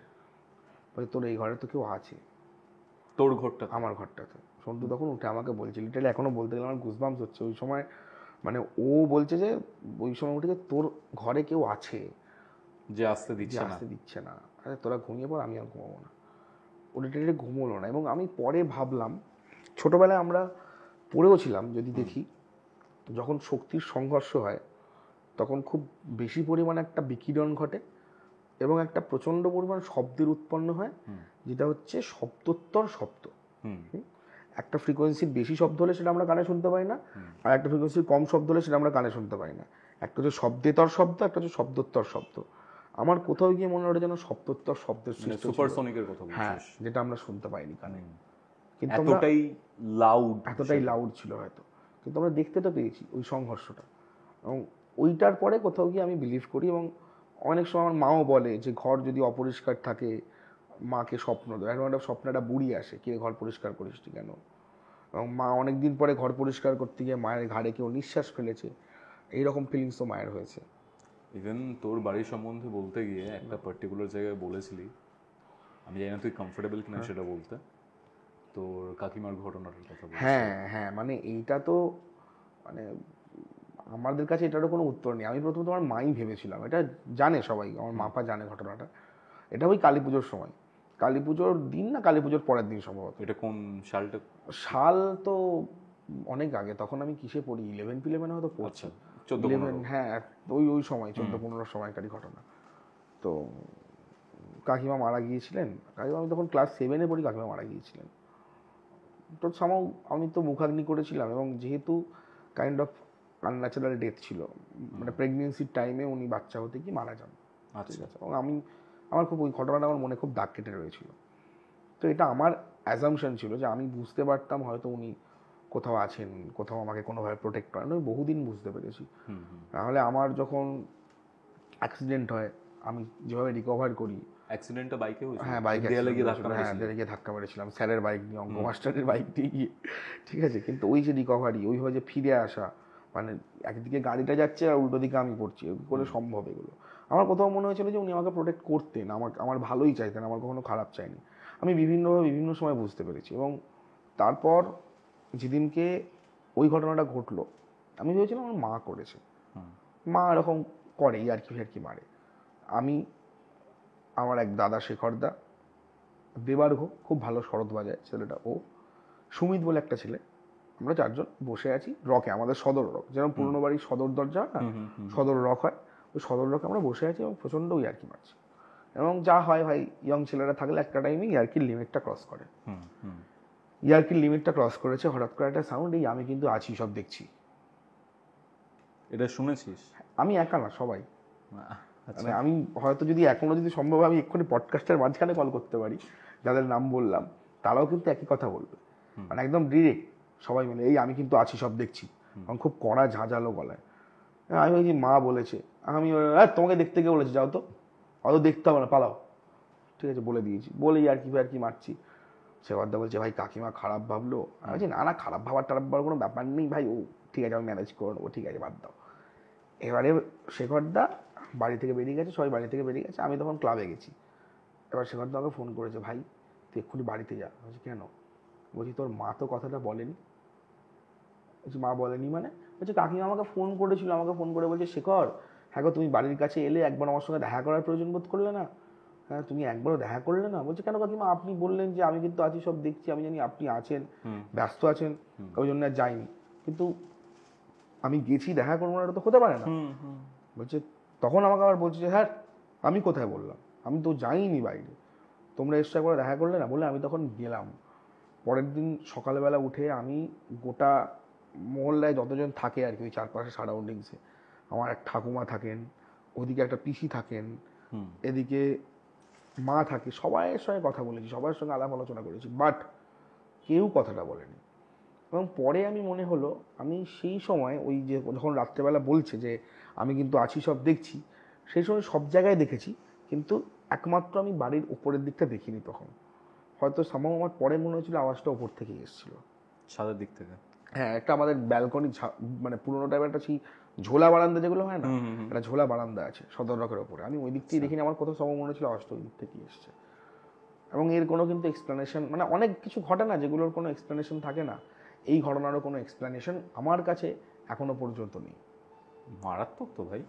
হ্যাঁ মানে আমি বলছি না আমার সঙ্গে অনেক কিছু আমি দেখিনি হয়তো কখনো, বাট আমি অনেক ঘটনা আমার ফিল করেছি। কারণ দেখ এই বলছিলাম না যে আমরা কাজ করতে করতে কোথাও গিয়ে আমাদের সঙ্গে ওই আমরা চ্যানটা করে ফেলি, মানে আমাদের ডেস্টিনিতেই এটা ছিল যে আমরা এই জায়গাটাতে আসবো, এগুলো নিয়ে কাজ করব, আর জীবনে অনেকবার এরকম অভিজ্ঞতা হয়ে যাবে। হতেই পারে, দেখ সবার সাথে তো হয় না, সবাই তো ভূত প্রেত নিয়ে কাজও করে না।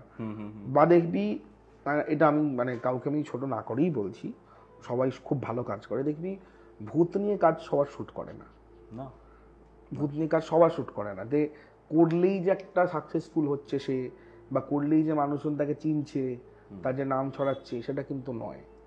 এবং আমি খুব ভালো করে দেখেছি, সেটা স্টাডি করেছি বিভিন্ন জায়গায়, অনেক ভালো ভালো চ্যানেলে যারা কিন্তু খুব ভালো কাজ করে দেখ, কিন্তু তারা সেই এক্সপোজারটা পায় না। আমার দিয়ে কোথাও মনে হয় যে এই যোগটাও কোথাও দরকার, জানিস তো, ডেফিনেটলি ওই কানেকশনটাও দরকার, মানে না হলে কোথাও গিয়ে জানিস ওই ব্যাপারগুলো ফিকে হয়ে যায়। মানে আগেকার দিনে তো এরকম বহু ঘটনা শোনা যেত, মানে আগেকার দিনে যদি মানুষের কাছে জিজ্ঞাসা করি, যেমন আমার বাবার ঠাকুমা একটা গল্প বাবাকে বলেছিল, ওনার জীবনের ঘটনা, বাবা আমাকে পরে বলে।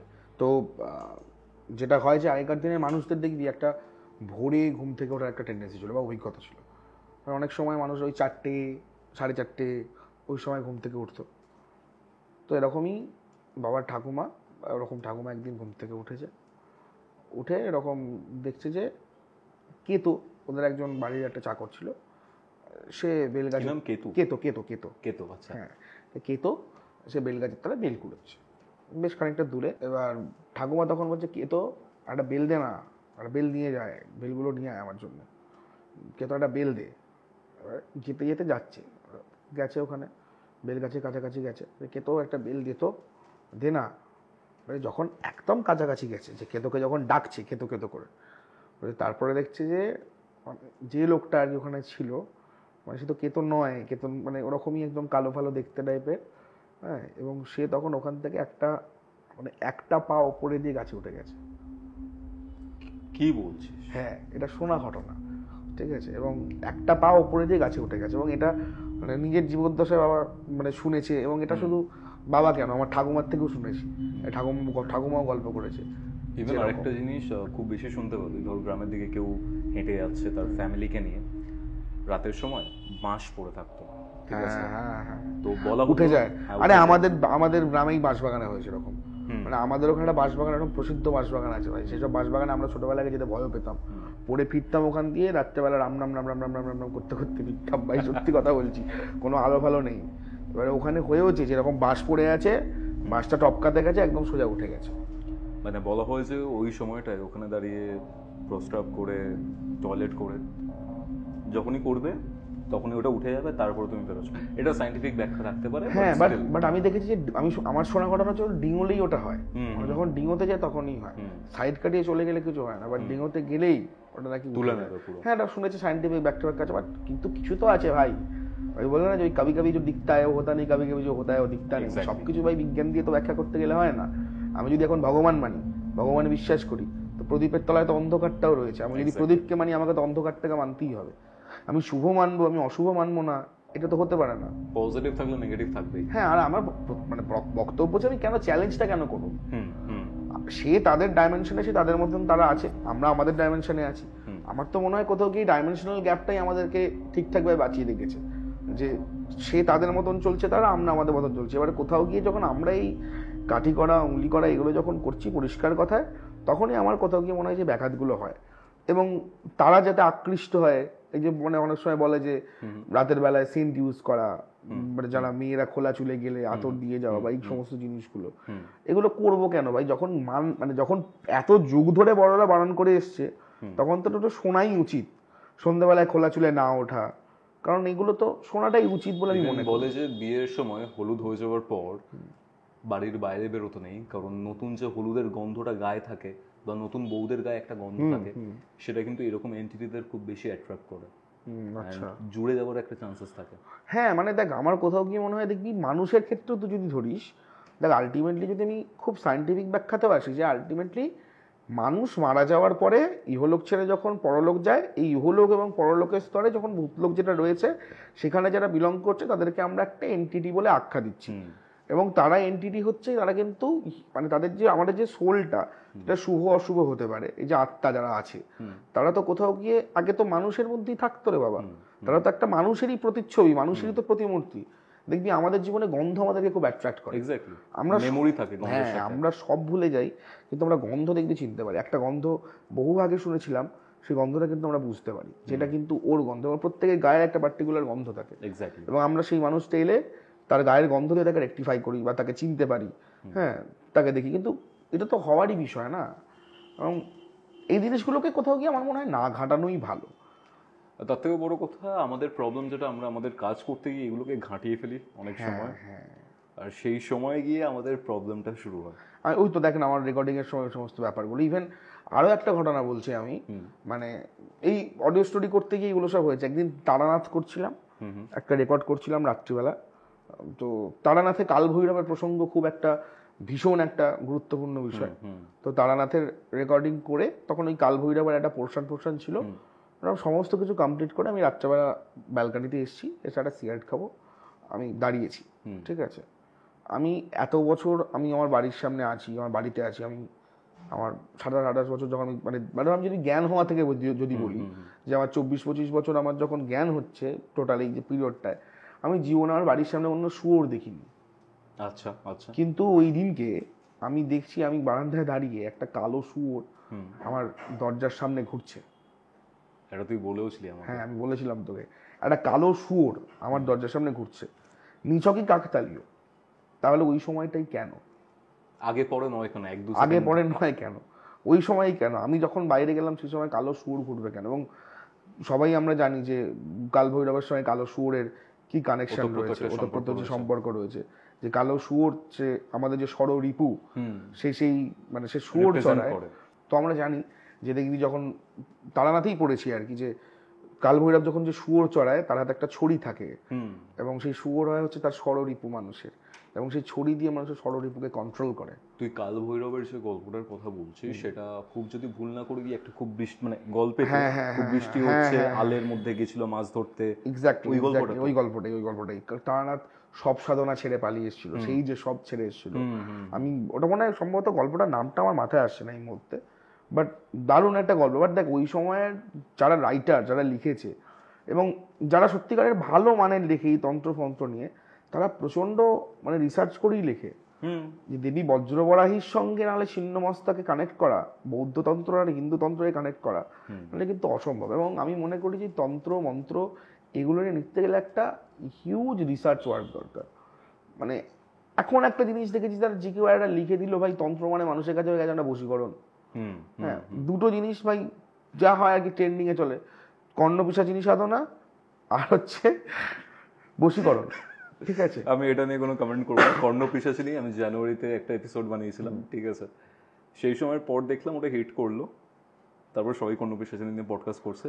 এবার এখানে আমি ভাই কিছু বলতে আমি পারবো তো না। বলছি কর্ণপিশাচিনী এখন একটা এমন ব্যাপার হয়ে গেছে, মানে সবাই এখন কর্ণপিশাচিনী সাধনা করছে, জানো, মানে একটা বিরাট একটা, কিন্তু অ্যাকচুয়ালি যে কর্ণপিশাচিনী কতটা মানে ক্ষতিকর, যে তার যে কত ব্যাড অ্যাসপেক্টস রয়েছে, এবং ওই সময় যে ওই সাধনা এতটা কঠিন সাধনা, যদি সবাই যদি কর্ণপিশাচিনীর তন্ত্র সিদ্ধি লাভ করে ফেলে, তাহলে ভাই গোটা দুনিয়াটা উল্টে যাবে।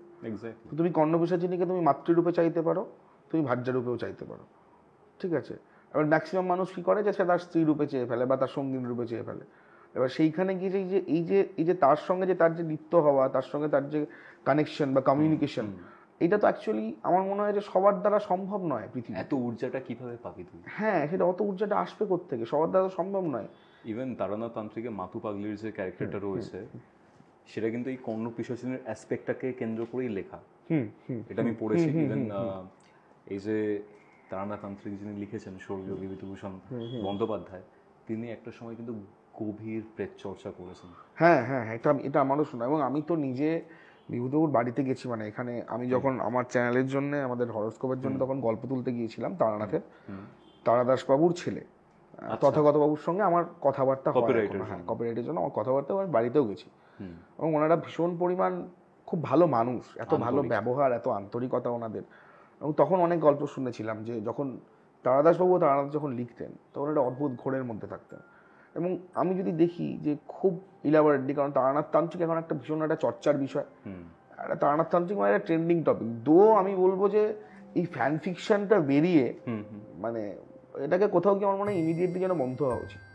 মানে একটা টাইমে তার ফ্যান ফিকশন, আমরা যখন অরিজিনাল গল্প করতে পারছি না, ফ্যান ফিকশন করছি, ঠিক আছে, কিন্তু তুমি ভাই ঠিকঠাক মান বজায় রেখে করো। আমি বুঝি বছর কয়েক আগের ঘটনা, আমি দেখছি তারানাথ তান্ত্রিক ও বাফামেট রহস্য, ব্যাফোমেট মানে ডেভিলের যে ওই অর্থ ছাগলের যে, হ্যাঁ হ্যাঁ হ্যাঁ, মানে কোথায় ভাই ব্যাফোমেট আর কোথায় আমাদের তারানাথ তান্ত্রিক, তুই ভাব, মানে কানেকশনটা খুব লুজ। আর সবার মনে না তারানাথ তান্ত্রিক নিয়ে একটা ভুল ধারণা আছে, যে তারানাথ তান্ত্রিক মানে হেভি সুপার ন্যাচারাল কিছু একটা ব্যাপার, সুপারম্যান এসে গেছে ভাই, সে যা খুশি করে দিতে পারে, কিন্তু না, তারানাথ তান্ত্রিক খুব সাধারণ একজন মানুষ, তার মধ্যে ঈশ্বর প্রদত্ত কিছু ক্ষমতা আছে, ঈশ্বরের আশীর্বাদ আছে। এবং মধুসুন্দরী দেবী, আমি জানি না এটা কজন জানে, মধুসুন্দরী দেবীর আশীর্বাদ তার মধ্যে এতটাই বর্তমান, এই যে তারানাথ তান্ত্রিকের যে মেয়ে কন্যা, যে চারি, সেই কিন্তু হয়তো মধুসুন্দরী দেবী। এটা কিভাবে বলছিস তুই? এটা গল্প আছে, ব্রজভূষণের বিশ্বাস প্রাপ্তি গল্প। আচ্ছা, ব্রজভূষণের বিশ্বাস প্রাপ্তি গল্প, হ্যাঁ ওটাই, ওই গল্পটাই সম্ভব। তো ওই গল্পে উল্লেখ আছে তারানাথের যে যখন মধুসুন্দরী দেবীর সঙ্গে যখন ওকে আবার যখন বন জঙ্গল থেকে নিয়ে আসা হলো, তখন তারানাথ ছোটবেলায় একটি মেয়ে জলে ডুবে যাচ্ছিল, তাকে বাঁচিয়েছিল, হ্যাঁ, এবং তার সঙ্গে তারানাথের বিয়ে ঠিক হয়েছিল, এবং তার সঙ্গেই বিয়ে দেওয়া হয় তারানাথের ইচ্ছা না সত্ত্বেও। এবং বিয়েটা হয়, বিয়ের পরে তারা একসঙ্গে কখনো সহবাস করতো না, তারানাথ বাইরে শুতো, ভিতরে শুতো, এবং ওর বউয়ের এই প্রথম আঙুলটা এই আঙুলটার থেকে বড় ছিল। আচ্ছা, মানে মিডল ফিঙ্গারটা এই মানে বড় ছিল না, মিডল ফিঙ্গারটা তো এমনি বড়ই হয়, প্রথম যে আঙুলটা, ফার্স্ট যে এই ফিঙ্গারটা, এইটা মিডল ফিঙ্গারের থেকে বড় ছিল। এবার তারানাথ প্রথমে দেখেছিল, কিন্তু তার ওটা মাথায় ছিল না। তো এমনই একদিন তারানাথে আর কি সলতে নিভিয়ে আছে, হারকিনের সলতে নিভিয়ে এরকম বসে আছে, তো ওইখানে তখন মধুসুন্দরী দেবী প্রকট হয়, যে আমি তো ছিলাম, আমি আছি, আমি থাকবো। তারানাথের মেয়ে হিসাবে মধুসুন্দরী দেবী পরবর্তীকালে আবির্ভাব হয়, এবং এই যে প্রথম ফিঙ্গারটা যে মিডল ফিঙ্গারের থেকে বড়, তার সাইন হচ্ছে সে হচ্ছে দেব গর্ভজাত হবে, মানে তার গর্ভে দেবতা জন্মাবে। আচ্ছা, ওইভাবে কানেক্ট হয়ে তারানাথের জীবনে মধুসুন্দরী দেবী ফিরে আসছে, কিন্তু কন্যা রূপে, চারি রূপে। মানে চারিকে নিয়ে দেখবি তারানাথের খুব একটা বেশি কিন্তু বিভিন্ন গল্পে কিন্তু অতটা উল্লেখ নেই, কিন্তু যারা সত্যি ডিপলি যদি তারানাথকেও পড়ে থাকে, এটা কিন্তু সে জানবে যে চারি মধুসুন্দরী দেবীর প্রতিরূপ, চারি ফিরে এসেছে। মানে তুই যদি একটুখানি সুপারফিশিয়ালি পড়িস, তখন তোর মনে হবে যে চারির ক্যারেক্টারটা শুধু চপ মুড়ি আর ওই চা দেওয়ার জন্যই রয়েছে। হ্যাঁ হ্যাঁ হ্যাঁ, বাট ডিপে গেলে কিন্তু এগুলো জানা যায়। হ্যাঁ, এটা অ্যাকচুয়ালি আমি নিজেও জানতাম না, কিন্তু চারির বরের কোনো উল্লেখ পাওয়া যায় না। আচ্ছা, যে চারির যে স্বামী, বিয়ে হয়েছে ঠিক আছে, কিন্তু কার সাথে বিয়ে হলো তাকে নিয়ে কোনো উল্লেখ পাওয়া যায় না। এবার একজন যে দেবতার যে প্রতিরূপ তার কার সাথে বিয়ে হতে পারে? তার তো কোনো সাধারণ মানুষের সাথে বিয়ে হতে পারে না। হয়তো উনি পরে হয়তো ওটাকে লিখতেন কোনোভাবে, কিন্তু সব লেখা তো লিখে যাওয়া হয় না। এবং আমি মনে করি যে তারানাথ সবার আগে একটা দর্শন। এক্স্যাক্টলি। তারানাথ যে কথাগুলো বলে গেছে, মানুষের কাছে যে কথাগুলো, যে প্রসঙ্গগুলো তুলে ধরেছে, সেই দর্শনটা একটা অদ্ভুত দর্শন। তারানাথকে তান্ত্রিক কম, দার্শনিক এবং মানুষ, এবং তিনি এমন একজন উত্তীর্ণ মানুষ যে মানুষটা অপর মানুষকে প্রভাবিত করতে পারে। এক্স্যাক্টলি। তার যদি ওই থটটাকে ধরা যায়।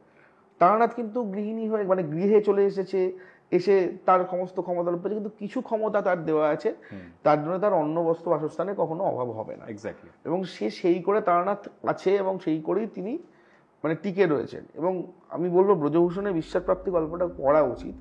এবং ওখানে যে তারানাথের মধ্যে যে কি মানে সুপার ন্যাচারাল পাওয়ার কি আছে এটা খুব ভালোভাবে জানা যাবে। তারানাথ মানেই এলো গেল যাগযজ্ঞ করে তাড়িয়ে দিল, ওগুলো কিন্তু তারানাথ তখন যখন ইয়ং ছিল তখন করে, যখন বেতাল আটকেছে, যেই সময় রাত্রবন্ধন করে বেতাল আটকেছে যখন, সেই সময় কিন্তু করেছে। পরবর্তীকালে তারানাথের তো ওই সাধনা তো আর ওই মার্গে তার তো আর যাওয়া হয়নি, শুধু নিজেই আক্ষেপ করে যে বারবার তো বলে তারানাথ ধর একটা যদি যদি আমি তারানাথের ওই আক্ষেপটাকে ওই স্টাইলে যদি বলি, একটা পাসিং শো টেনে যে বুঝলে হে বিভূতি, সে এক সময় ছিল, আরে কাকা, সেই সময় মানুষের মনের মধ্যে আন্তরিকতা ছিল, মানুষের মনের মধ্যে একটা হৃদয় বসবাস করত, সে সময় এখন আর পাওয়া যায় না। এখন বড়ই জটিলতা, বড়ই যান্ত্রিকতা চারিদিকে। এই কথাটা কিন্তু তারানাথই বলছে সেই সময় দাঁড়িয়ে। যেটা তুই যদি দেখিস যে সেই সময়ে যখন যে বিভূতিভূষণ বা তারানাথবাবু যখন লিখছেন, মানুষ কিন্তু অতটাও জটিল নয়। উনি তাহলে কি ভবিষ্যৎ দেখতে পাচ্ছেন? দেখ, আমি মনে করি সাহিত্য দু রকমের হয়, একটা হচ্ছে সমকালীন, একটা হচ্ছে ভাবিকালের জন্য, ভবিষ্যতের জন্য। তুই যদি দেখিস জীবনানন্দ দাশ, সে কিন্তু সমকালে কিন্তু খ্যাতি লাভ করেন না, সমকালে কিন্তু তাই কিন্তু সময়টা অনেকটা এগিয়ে ছিলেন না। মৃত্যুর পরে জীবনানন্দ দাশ কিন্তু পরিচিতি পাচ্ছে। এরকম অনেক অনেক অনেক মানুষ রয়েছে। রবীন্দ্রনাথের সমকালীন যারা কবি ছিলেন, বিহারীলাল ফিহারীলাল যারা ছিলেন সেই সময়, রবীন্দ্রনাথ যাই লিখতে বলতো বিহারীলালের মতন হচ্ছে না, কিন্তু তিনি তো চিরকালীন রয়ে গেলেন। ঠিক এইরকমই তুই দেখ, সেই সমস্ত মানুষের সময়ের থেকে এগিয়ে গিয়ে ভাবছে। এবং এবং এখন কি হচ্ছে, এখন এই ইউটিউবের যুগে এলো, ফ্যান ফিকশনের জমানা এলো, যে যা খুশি লিখছে, ক্যারেক্টারকে না জেনে, ক্যারেক্টারকে না বুঝে, মানে এগুলো কোথাও গিয়ে ওই মানে সস্তার, আমি বলবো না সস্তার কন্টেন্ট হয়ে দাঁড়িয়ে গেছে এগুলো। মানে এগুলো ইমিডিয়েটলি বন্ধ হওয়া উচিত। কারণ অডিও স্টোরিটা করছে তো, সার্ভাইভ করতে গিয়ে আমি দেখছি যে ভুল ভাল কন্টেন্টে ভর্তি। মানে ধর যে কোনো আরবান লেজেন্ড নিয়ে যদি আমি লিখতে যাই, ধর আমাদের আরবান লেজেন্ড গ্রাম বাংলার প্লটের গল্প এখন এই মুহূর্তে তুই দেখবি, যদি অডিও স্টোরি দেখিস, গ্রাম বাংলার যে কোনো প্লটের গল্প মানুষ প্রচন্ড পরিমাণে খায়। শাকচুন্নি, পেতনি, নিশি, ব্রহ্মদত্তি, ঠিক আছে, এগুলো প্রচুর পরিমাণে খায়। কিন্তু আমি যদি কাউকে প্রশ্ন করে দেখি যে বলো তো ব্রহ্মদত্তি যদি তোমার বাড়ির বেলগাছে থাকে কি হবে, কেউ, আমার ডাউট আছে কজন ঠিকঠাক ইনফরমেশনটা জানে। কারণ সত্যি মিথ্যে, বিশ্বাস অবিশ্বাস আলাদা জায়গায়, বাট ইনফরমেশনটা আলাদা জায়গায়। ইনফরমেশনটা তো জানা উচিত না। তারপরে আর একটা হচ্ছে তোর হচ্ছে জোকা, হ্যাঁ, সে যখন যক্ষ হয়, এই যে বিষয়গুলো নিয়ে যখন লিখছে, মানে সব দেখি যে এক প্যাটার্ন, একটাই প্যাটার্ন। কেন? প্যাটার্ন তো চেঞ্জ হতেই পারে। ব্রহ্মদত্তির ভালো মানে নজর যার যে পরিবারের ওপরে পড়ে, শোনা যায় যার বাস্তুতে বেলগাছ আছে সেখানে ব্রহ্মদত্তি থাকে, এবং ব্রহ্মদত্তি থাকলে ব্রহ্মদত্তি হচ্ছে প্রসপেক্টের প্রতীক, প্রচন্ড প্রসপেক্ট। এবং আমার দেখা, আমি বলছি রক্তিমদের বাড়ির ঠিক মাঝখান থেকে একটা বেল গাছ আছে, মোটা বেল গাছ। এবং সামাও কোথাও গিয়ে আমার মনে হয় যে ওখানে হয়তো উনি আছেন, এবং ওনার উপস্থিতি কোনোভাবে সবাই পেয়েছে।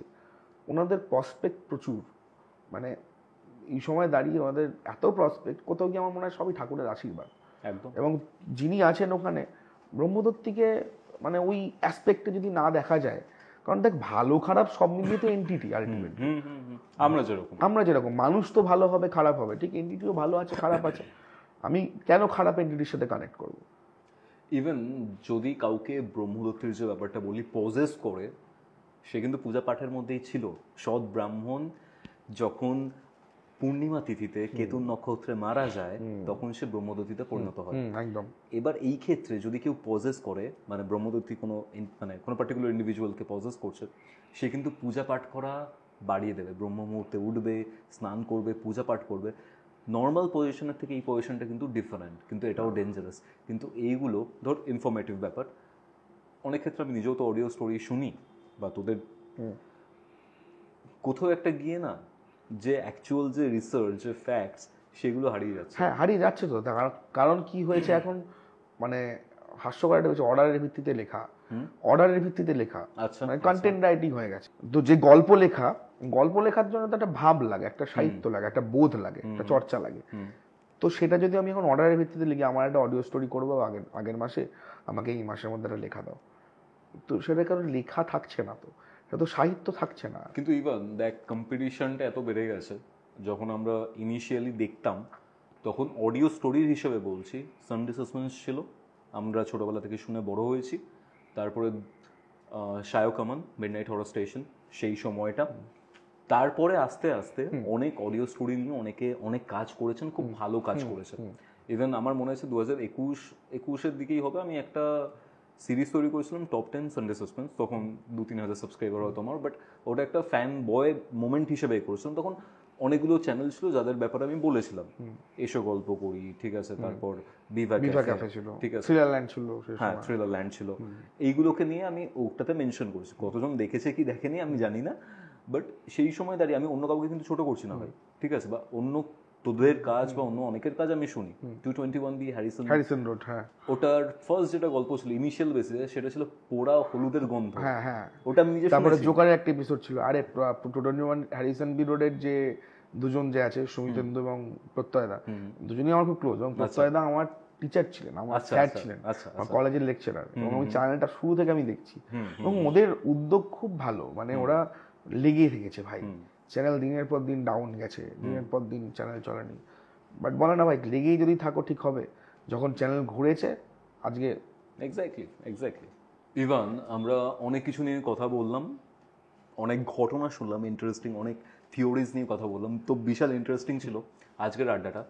কিন্তু আমি একটা জিনিস জানতে চাই, তোর একটা অডিও স্টোরি চ্যানেল আছে, এত মানুষ অডিও স্টোরির জন্য ক্রেজি, ঠিক আছে, তারা শুনতে পছন্দ করে, গ্রাম বাংলার ভূতের গল্প থেকে শুরু করে তন্ত্রের গল্প বা বিভিন্ন যে ভৌতিক যে গল্পগুলো থাকে সেইগুলো।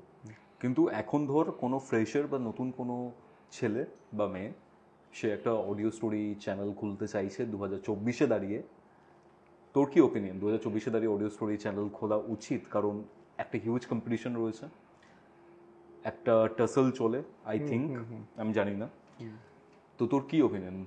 অডিও স্টোরি চ্যানেল কি? না, অবশ্যই দেখ, যদি কেউ কোনো কাজ করতে চায়, সে যদি যে কোনো সময় দাঁড়িয়ে সেই কাজটা যদি ভালো করে নিজের মন দিয়ে করে বা নিজের ভালোবাসাটা উজাড় করে কাজ করে, যে কোনো সময় দাঁড়িয়ে সফল হওয়া খুব সহজ একটা বিষয়। তোমার কনসিস্টেন্সি বজায় রাখা প্রথমত 1 নম্বর। আমি নিজেই ভাবছি আমি একটা অডিও স্টোরি ফরম্যাটের একটা নতুন রকমের কনসেপ্ট আমি বলে রাখছি, যেটা হচ্ছে যে একটা গল্প দাদুর আসর বলে আমি চ্যানেল লঞ্চ করছি। আচ্ছা, সেখানে আমি গল্প বলবো, সেটা দাদুর গলায়, যেরকম আমি ইটসেলফ আমার বুড়োর গলাটা যেহেতু প্রথম সময় যেহেতু হয়েছিল, তো সেই হিসাবে আমি দাদুর গলায় গল্প বলবো। এবং এই কনসেপ্টটা কিন্তু টোটালি ডিফারেন্ট, তোর সঙ্গে আমি আগেও আলোচনা করেছি, যে যত কন্টেন্ট হচ্ছে বা যত রকমের গল্প শোনানো হচ্ছে, তার থেকে কোথাও গিয়ে বেরিয়ে গিয়ে একটা জিনিস, এবং সেখানে ছোটবেলার ফিলটা আমরা সেখানে পাবো। এবারে যদি কোনো ফ্রেশার্স, যদি কোনো নতুন কন্টেন্ট ক্রিয়েটার সেটা যদি ট্রাই করে যে এমন কোনো একটা জিনিস আমি করলাম যেটা কেউ করছে না, সেখানে তার সফল হওয়ার সম্ভাবনা বেশি। এবং এমন কোনো জিনিস করলাম যেটা সবাই করছে, যেটা সবাই করে সাকসেসফুল হচ্ছে, সেটা করে রিচ পাওয়া বা পপুলারিটি পাওয়ার সম্ভাবনাটাও বেশি। পপুলারিটি থেকে বলবো রিচ পাওয়ার সম্ভাবনাটা বেশি, কারণ এখন অডিও স্টোরিতে এই মুহূর্তে নতুন এসে দেখ, যে কোনো ফিল্ডেই একটা কাজ করে একটা জায়গা অবধি যেতে সময় লাগে, সেই সময়টা ইনভেস্ট করতে হবে। এবং সঠিক যে মান, সেই সঠিক মানটাকে ধরে রাখাটা খুব গুরুত্বপূর্ণ একটা বিষয়। তার কারণ হচ্ছে, প্রথমত হচ্ছে উচ্চারণ 1 নম্বর, দ্বিতীয়ত হচ্ছে প্রেজেন্টেশন। মানে আমি কাউকে না বলেই বলছি, হয়তো এমন অনেক প্রোডাকশন আমি শুনেছি, এমন অনেক গল্প আমি শুনতে গেছি, নাম দেখে সাজেশন এসছে, আমি প্রচুর অডিও স্টোরি শুনি, সেখানে গিয়ে আমি খুশি হইনি, আমি স্যাটিসফাই হইনি। উচ্চারণের কোনো মা বাবা নেই, মানে কোনো রকমের কোনো ঠিক ঠিকানা নেই, খুব বেসলেস, খুব ভুলভাল একটা উচ্চারণ।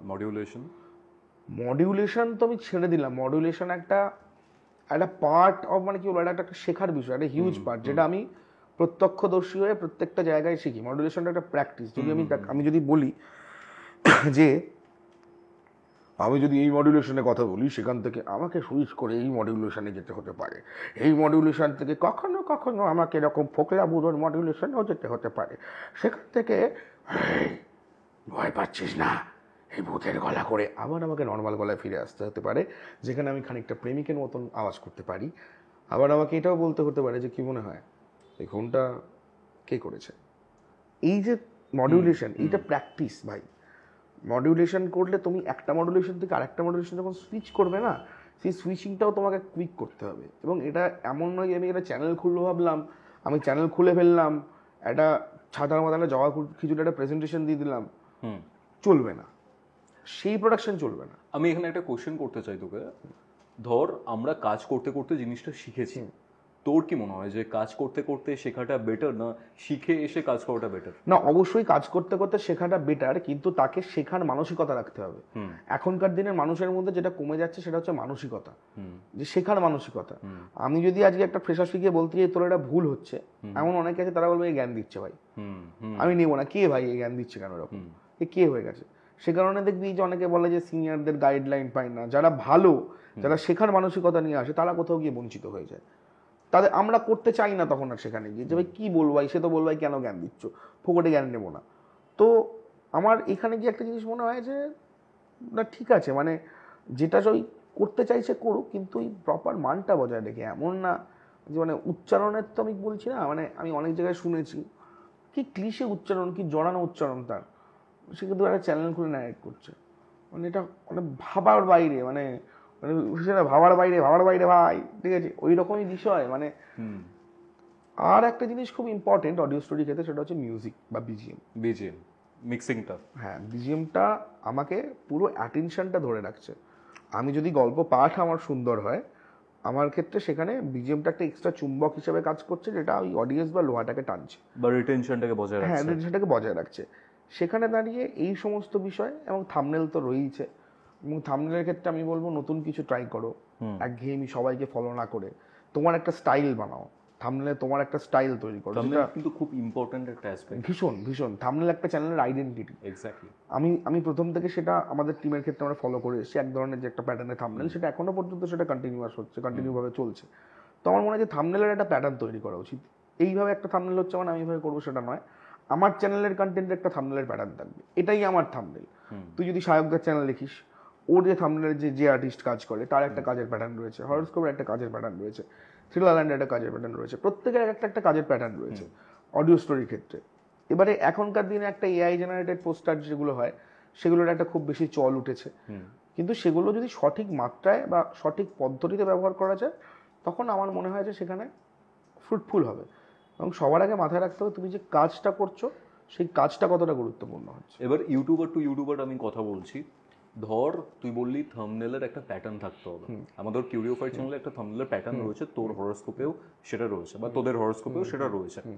এবার এই ক্ষেত্রে এই যে প্যাটার্নটা আমরা মেনটেন করছি, সেই মেনটেন করার ক্ষেত্রে আমাদের একটা আইডেন্টিটি লোকজন সাবকনশিয়াসলি ক্লিক করে, এটা কিউরিওফাইটের বা এটা হরোস্কোপের ঘটনা বা গল্প এসছে সেটা ভেবে। কিন্তু ধর এটা যদি সেম প্যাটার্নই চলতে থাকে, আমি যদি নতুন কিছু ট্রাই না করি সেটার মধ্যে, তাহলে তো একটা টাইমে গিয়ে তোর মনে হয় না এটা অবসলিট হয়ে যাবে? দেখ, তুই যদি বলিস আমি প্যাটার্নটা চেঞ্জ করতে পারি, মানে প্যাটার্নটা যদি পুরোপুরি ধর কিরম ধর আমি খাওয়াচ্ছি লোকে, আম খাওয়াচ্ছি, মানে আমি হিমসাগর খাওয়াবো না ল্যাংড়া খাওয়াবো সেটা আমার ব্যাপার। কিন্তু আজকে আমি বলছি যে ধর তোর যে কাইন্ড অফ পোস্টার, আজকে সেই পোস্টার আমি হরোস্কোপে, দুটো তো আলাদা প্যাটার্ন, সেই পোস্টার আমি হরোস্কোপে যদি দেওয়া হয় বা অডিও স্টোরি চ্যানেলে যে কোনোতে দেওয়া হয়, সেই পোস্টার কিন্তু ম্যাচ করবে না, ওয়ার্ক নাও করতে পারে। আমি বলছি ওয়ার্ক করবে না, ম্যাক্সিমাম ক্ষেত্রে চান্স হচ্ছে ওয়ার্ক না করার। সেরকমই আমাদের অডিও স্টোরি যে ডিজিটাল আর্ট, সেটাকে যদি গিয়ে নিয়ে এখানে বসাই, সেটা এখানে ওয়ার্ক করবে না। ফলপ্রসূত এই যে প্যাটার্নটা, যে কোনো প্যাটার্নে আমি যাবো, এবারে আমি আম খাওয়াচ্ছি, আমি ল্যাংড়া আম খাওয়াবো না হিমসাগর খাওয়াবো সেটা আমার ব্যাপার। কিন্তু তুমি ভাই নিজের চ্যানেলে যদি হিমসাগর লোককে খাও, তুমি হিমসাগরই খাও, তুমি ল্যাংরাম খাওয়াই ল্যাংরামই খাও, তুই কিন্তু কখনো ডিজিটাল আর্টে কনভার্ট করিসনি কখনো না। তোর যদি প্যাটার্ন চেঞ্জ হয়, তো সেটা প্যাটার্নটা চেঞ্জ হয়েছে নিজের মতন ভাবেই। হিমসাগর তো ভাই বিভিন্ন রকমের হতে পারে, A quality B quality C quality হতেই পারে, কিন্তু আমি জিনিসটা সেম রাখছি। বুঝতে পারছি। এইটা একটা বিষয়। মানে ধর আমি যে থাম্বনেলটা বানাচ্ছি, আমি আমার থাম্বনেলের মধ্যে আপগ্রেড করেছি, রিয়েলিস্টিক ব্যাপারটা এনেছি, কিন্তু ওটা ওই প্যাটার্নেই থেকে গেছে বা রেখেছি। কিন্তু সেখানে যদি আমি একটা ইলাস্ট্রেশন নিয়ে আসি সেটা ওয়ার্ক নাও করতে পারে, রিয়েলিস্টিক ব্যাপারটা থাকবে না তখন হয়তো। নাও করতে পারে। এবার সেই এক্সপেরিমেন্টের ঝুঁকিটা কজন নিতে চায়, আমরা নেবো কেন বেকার, একটা যখন হয়ে গেছে। মানে ধর একটা থাম্বনেল, তোর এত বড় একটা কাজ, পুরো যজ্ঞের মতো একটা কাজ, থাম্বনেলটা কিন্তু খুব বেশি ম্যাটার করে যায়। একটা থাম্বনেলের জন্য তোর 5-10 হাজারও ভিউ হতে পারে, তোর 1 মিলিয়নও হতে পারে। তো সেইখানে আমরা ঝুঁকিটা নিতে ভয় পাই, এটা বলছি। একদমই, আমার মনে হয় যে কোথাও গিয়ে আমরা চেঞ্জ করতে তো চাই না, কে ভাই একটা সেফ জিন্দগি, একটা সেফ লাইফ সবাই তো চায়, কিন্তু আমাদের ইউটিউবার্সের লাইফটা কিন্তু সেফ নয় এট অল।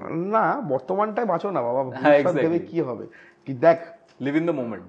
উপরওয়ালা যখন এখানে এনেছে সে ঠিক কোনো না কোনো রাস্তা করেই দেবে, যে তুমি, তোমাকে রাস্তা তিনি দেখাবেই, তুমি এই রাস্তাটা তোমার, এবার তোমাকে হাঁটতে হবে সেই রাস্তায়। তুমি কতটা হাঁটবে, তুমি কতটা হেঁটে বললে আমার পা ব্যথা হয়ে গেছে আমি হাঁটতে পারছি না, সেটা তোমার ব্যাপার। আর তুমি যদি শেষ পর্যন্ত যেতে চাও ডেস্টিনির, তাহলে তুমি তো ভাই সার্ভাইভ করবেই সেখানে। ডেফিনেটলি আমাদের সময় বা তোর ক্ষেত্রেও যদি আমি বলি, আমরা কিন্তু শুরু অনেকে করেছিলাম, বাট কয়েকজনই একটা জায়গাতে এসেছি, গিয়ে থেমে গেছে অনেকে। আমরা আমরা কয়েকজনই আছি যে যে কাজ করছে বা মানুষজন তার কাজ শুনতে চাইছে সেই জায়গায় গিয়ে। কারণ অডিওটা তো একটা খুব, মানে কি বলবো, মানে খুব চ্যালেঞ্জিং একটা বিষয় আমার। এবং আমার যেটা এখনো মনে হয়, ইউটিউব কমিউনিটিতে অডিও স্টোরি একটা এখনো ব্রাত্য জায়গায় রয়েছে। ব্রাত্য কেন বলছিস? দেখ, যদি বলিস, আমি বলবো যে যে ব্র্যান্ডিং বা যে যে সম্মানটা হয়তো পায়, ধর গুটি কয়েক মানুষের, যে কজন শ্রোতা আছে তাদের থেকে অবশ্যই সম্মান পায় তারা, অন্তত আমরা যারা কাজ করি আমরা তো পাই। কিন্তু অ্যাকচুয়ালি যে ব্র্যান্ডিংটা হওয়ার কথা, সেই ব্র্যান্ডিংটা কিন্তু হয় না, এটা আমার কোথাও গিয়ে মনে হয়।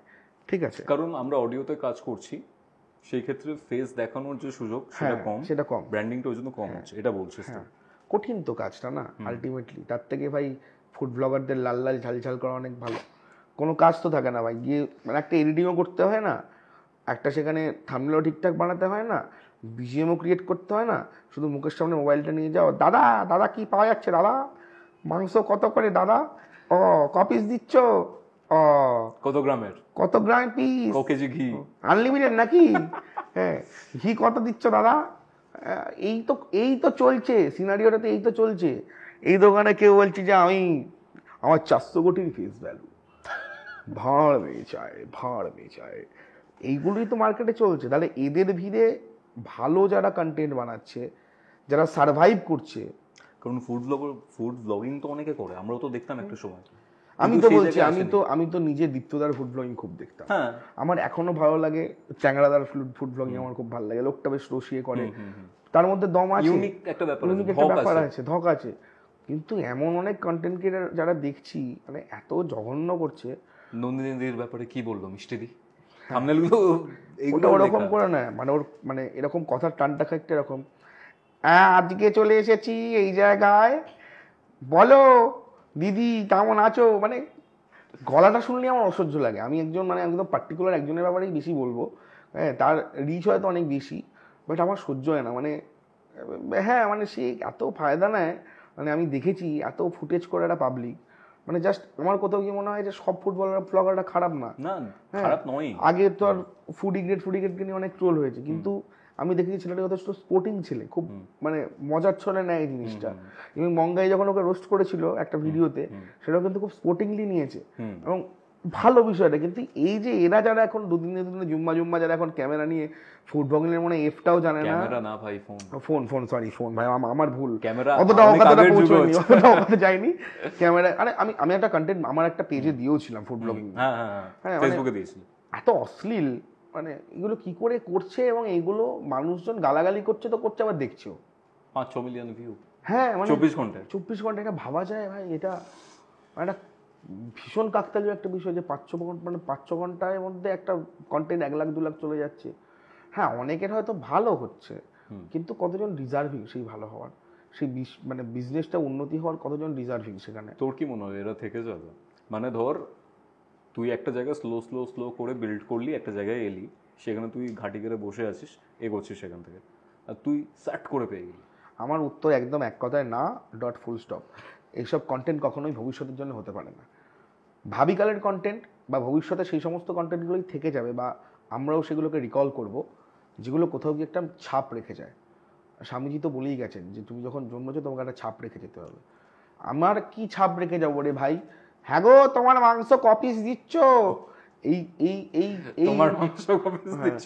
এই ইনফরমেশন দেখে আমি কি ছাপটা আরে রেখে একটা যাবো? ভাই হিন্দিতে শুনছিলাম, বলছে যে আন্টি আপকা লেগ পিস কিতনে কা है, বলছে মেরা লেগ পিস নেই, চিকেন কা লেগ পিস। হিন্দিতে ব্লগিংটা। মানে এক্স্যাক্টলি, মানে এরা করেও, মানে আমি ভেবে পাই না, মানে এদের মান সম্মান বলে জিনিস নাই।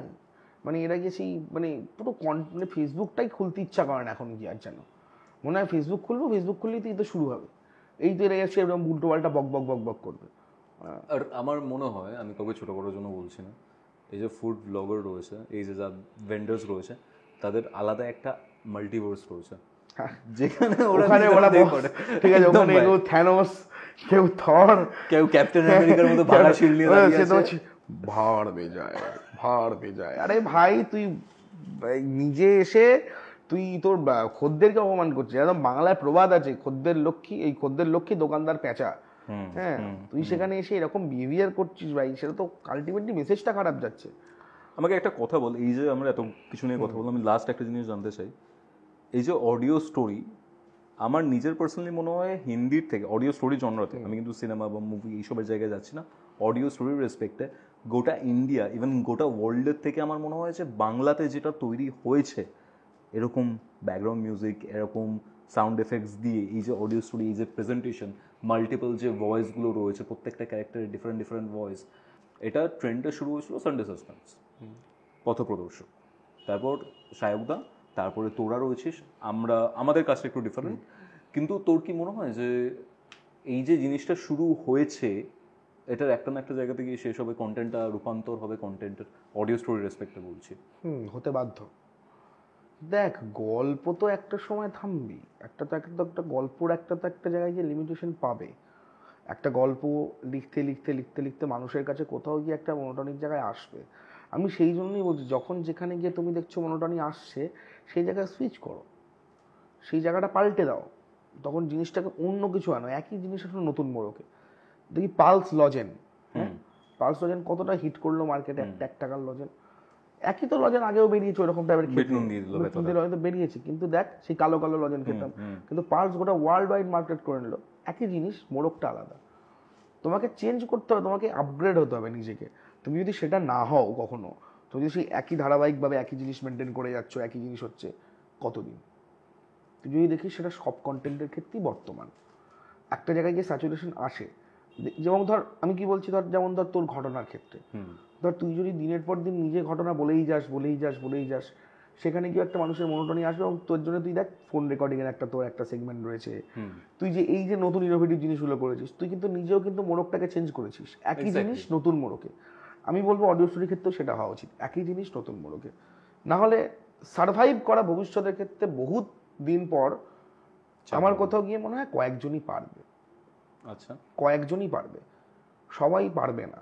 এই যে এত এনগেজমেন্ট, এত কম্পিটিশন, মানুষের অ্যাটেনশনের যে ডিউরেশনটা সেটাই তো অনেকটা শর্ট হয়ে গেছে। হ্যাঁ কজন 1 ঘন্টার গল্প শোনে এখন? এক্স্যাক্টলি তাই। এবং তার থেকেও বড় কথা একটা জিনিস বলি, যে তুই বলছিস না মানে ইন্ডিয়ার বেসিসে আমাদের বাংলায় যে অডিও স্টোরি সেটা যে বেশি, ঠিক আছে, এবং সেটা যে বেশি হয়েছে তার কারণ একটাই, যেটা হচ্ছে যে আমার কোথাও কি মনে হচ্ছে বাংলা ভাষার যে ভাব, বাংলা ভাষার যে অনুভূতি, আমরা যেভাবে নিজেদের ফিলিংসটাকে ব্যক্ত করতে পারি, আমরা যেভাবে অনুভবটাকে ব্যক্ত করতে পারি, সেটা অন্যান্য ভাষাকে আমি ছোট না করেই বলছি, আমার কোথাও গিয়ে মনে হয় এটা বাংলা ভাষার মাহাত্ম্য। বাংলা ভাষার ক্ষেত্রে সেই জিসটা রয়েছে, সেই গন্ধটা রয়েছে, সেই স্পর্শটা বাংলা ভাষায় রয়েছে, এবং সেই অনুভূতিটাও বাংলা ভাষায় রয়েছে। বাংলা ভাষায় রাগা যায়, কাঁদা যায়, ঘেন্না করা যায়, দুঃখ করা যায়, অভিমান করা যায়, যেটা অন্য কোনো ডিকশনারিতে হয়তো সেইভাবে নেই। কাউকে খুনও করা যায়। দিন শেষে ওই জন্যই আমরা বাঙালি, এবং ওই ঘুরে ফিরে একটা কথায় আসি যে আমি গর্বিত ওই বাঙালি, আজীবন যেন এই বাংলা ভাষা নিয়ে কাজ করতে পারে, আমি এতেই সন্তুষ্ট। তাতে যদি আমার ইউটিউব চ্যানেলে যদি 10 জন শ্রোতাও বেঁচে থাকে, আমি তাদেরকেই গল্প শোনাবো, ব্যাস এটাই। নাইস ভাই, থ্যাঙ্কস ইভান কৌশবের আড্ডাতে আসার জন্য। এবং আমার খুব ভালো লাগলো। আমি চাইবো যে এই চ্যানেলটা অনেক বড় হোক তোর, থ্যাংক ইউ। মানে অনেক অনেক মানুষের কাছে পৌঁছোক, এবং এত ভালো কাজ করছিস তুই, এবং তুই আমার খুব পছন্দের একজন কন্টেন্ট ক্রিয়েটার সবার আগে। Thank you. আমি শুনি, এবং দেখ আমার বন্ধুদের গণ্ডি কন্টেন্ট ক্রিয়েটার বলে খুবই কম, বাট তাদের সাথে একবার বন্ধুত্ব হয়, সলিড বন্ধুত্ব হয় আমার। এবার সেই জায়গা থেকে দাঁড়িয়ে আমার সত্যি চাওয়া যে এই চ্যানেলটা অনেক অনেক অনেক গ্রো করুক, এবং গ্রো করছে তো। পডকাস্টের ভিড়ে তোরা যারা কাজ করছিস, আমার কোথাও গিয়ে মনে হয় যে তুই অনেক কিছু বিষয় নিয়ে কাজ করছিস, এবং সেটা আমার থেকে যাবে। আর আলটিমেটলি সময় কথা বলুক না, 5 বছর পরে কথা বলি না আমরা এটা নিয়ে আবার। নিশ্চয়ই ভাই, বসবো আমরা তখন। ঠিক আছে, একদম। তাহলে আজকের মতো আমরা এখানে ইতি টানছি। আমরা অনেক কিছু নিয়ে কথাবার্তা বললাম, খুব এনজয় করেছি এই কনভারসেশনটা। আমিও থ্যাঙ্কস ভাই, তুই আবার আয় কৌস্তবের আড্ডাতে। তোকেও থ্যাংক ইউ, আবার আসবো নিশ্চয়ই, এবং আরো অন্যান্য টপিকে তখন আমরা কথা বলবো। আজকের টপিকটা একটা রইলো, তখন অন্য টপিক হবে, নিশ্চয়ই সেটা একটু আরো বেশি ডার্কার দিকে যাবে, কারণ সেটা অ্যাকচুয়াল তুই সেটা নিয়ে কাজ করিস, অ্যান্ড আছে ব্যাপার আছে, ওয়েট অ্যান্ড ওয়াচ। এটাই ছিল আজকের এপিসোড। আজকের এই এপিসোডটা আপনাদের কেমন লাগলো কমেন্ট করে জানাতে ভুলবেন না। যদি ভালো লাগে আমাদের এই চ্যানেলটা কৌস্তবের আড্ডা, তাহলে ডেফিনেটলি সাবস্ক্রাইব করতে ভুলবেন না। তাহলে চলুন, দেখা হচ্ছে পরবর্তী একটি ভিডিওতে। ততক্ষণ অবধি কৌস্তবের আড্ডার এরকম আরও 2টি এপিসোড শুনতে আপনার মোবাইল স্ক্রিনে আসে ডান দিকের অথবা বাঁ দিকের বক্সে ক্লিক করুন।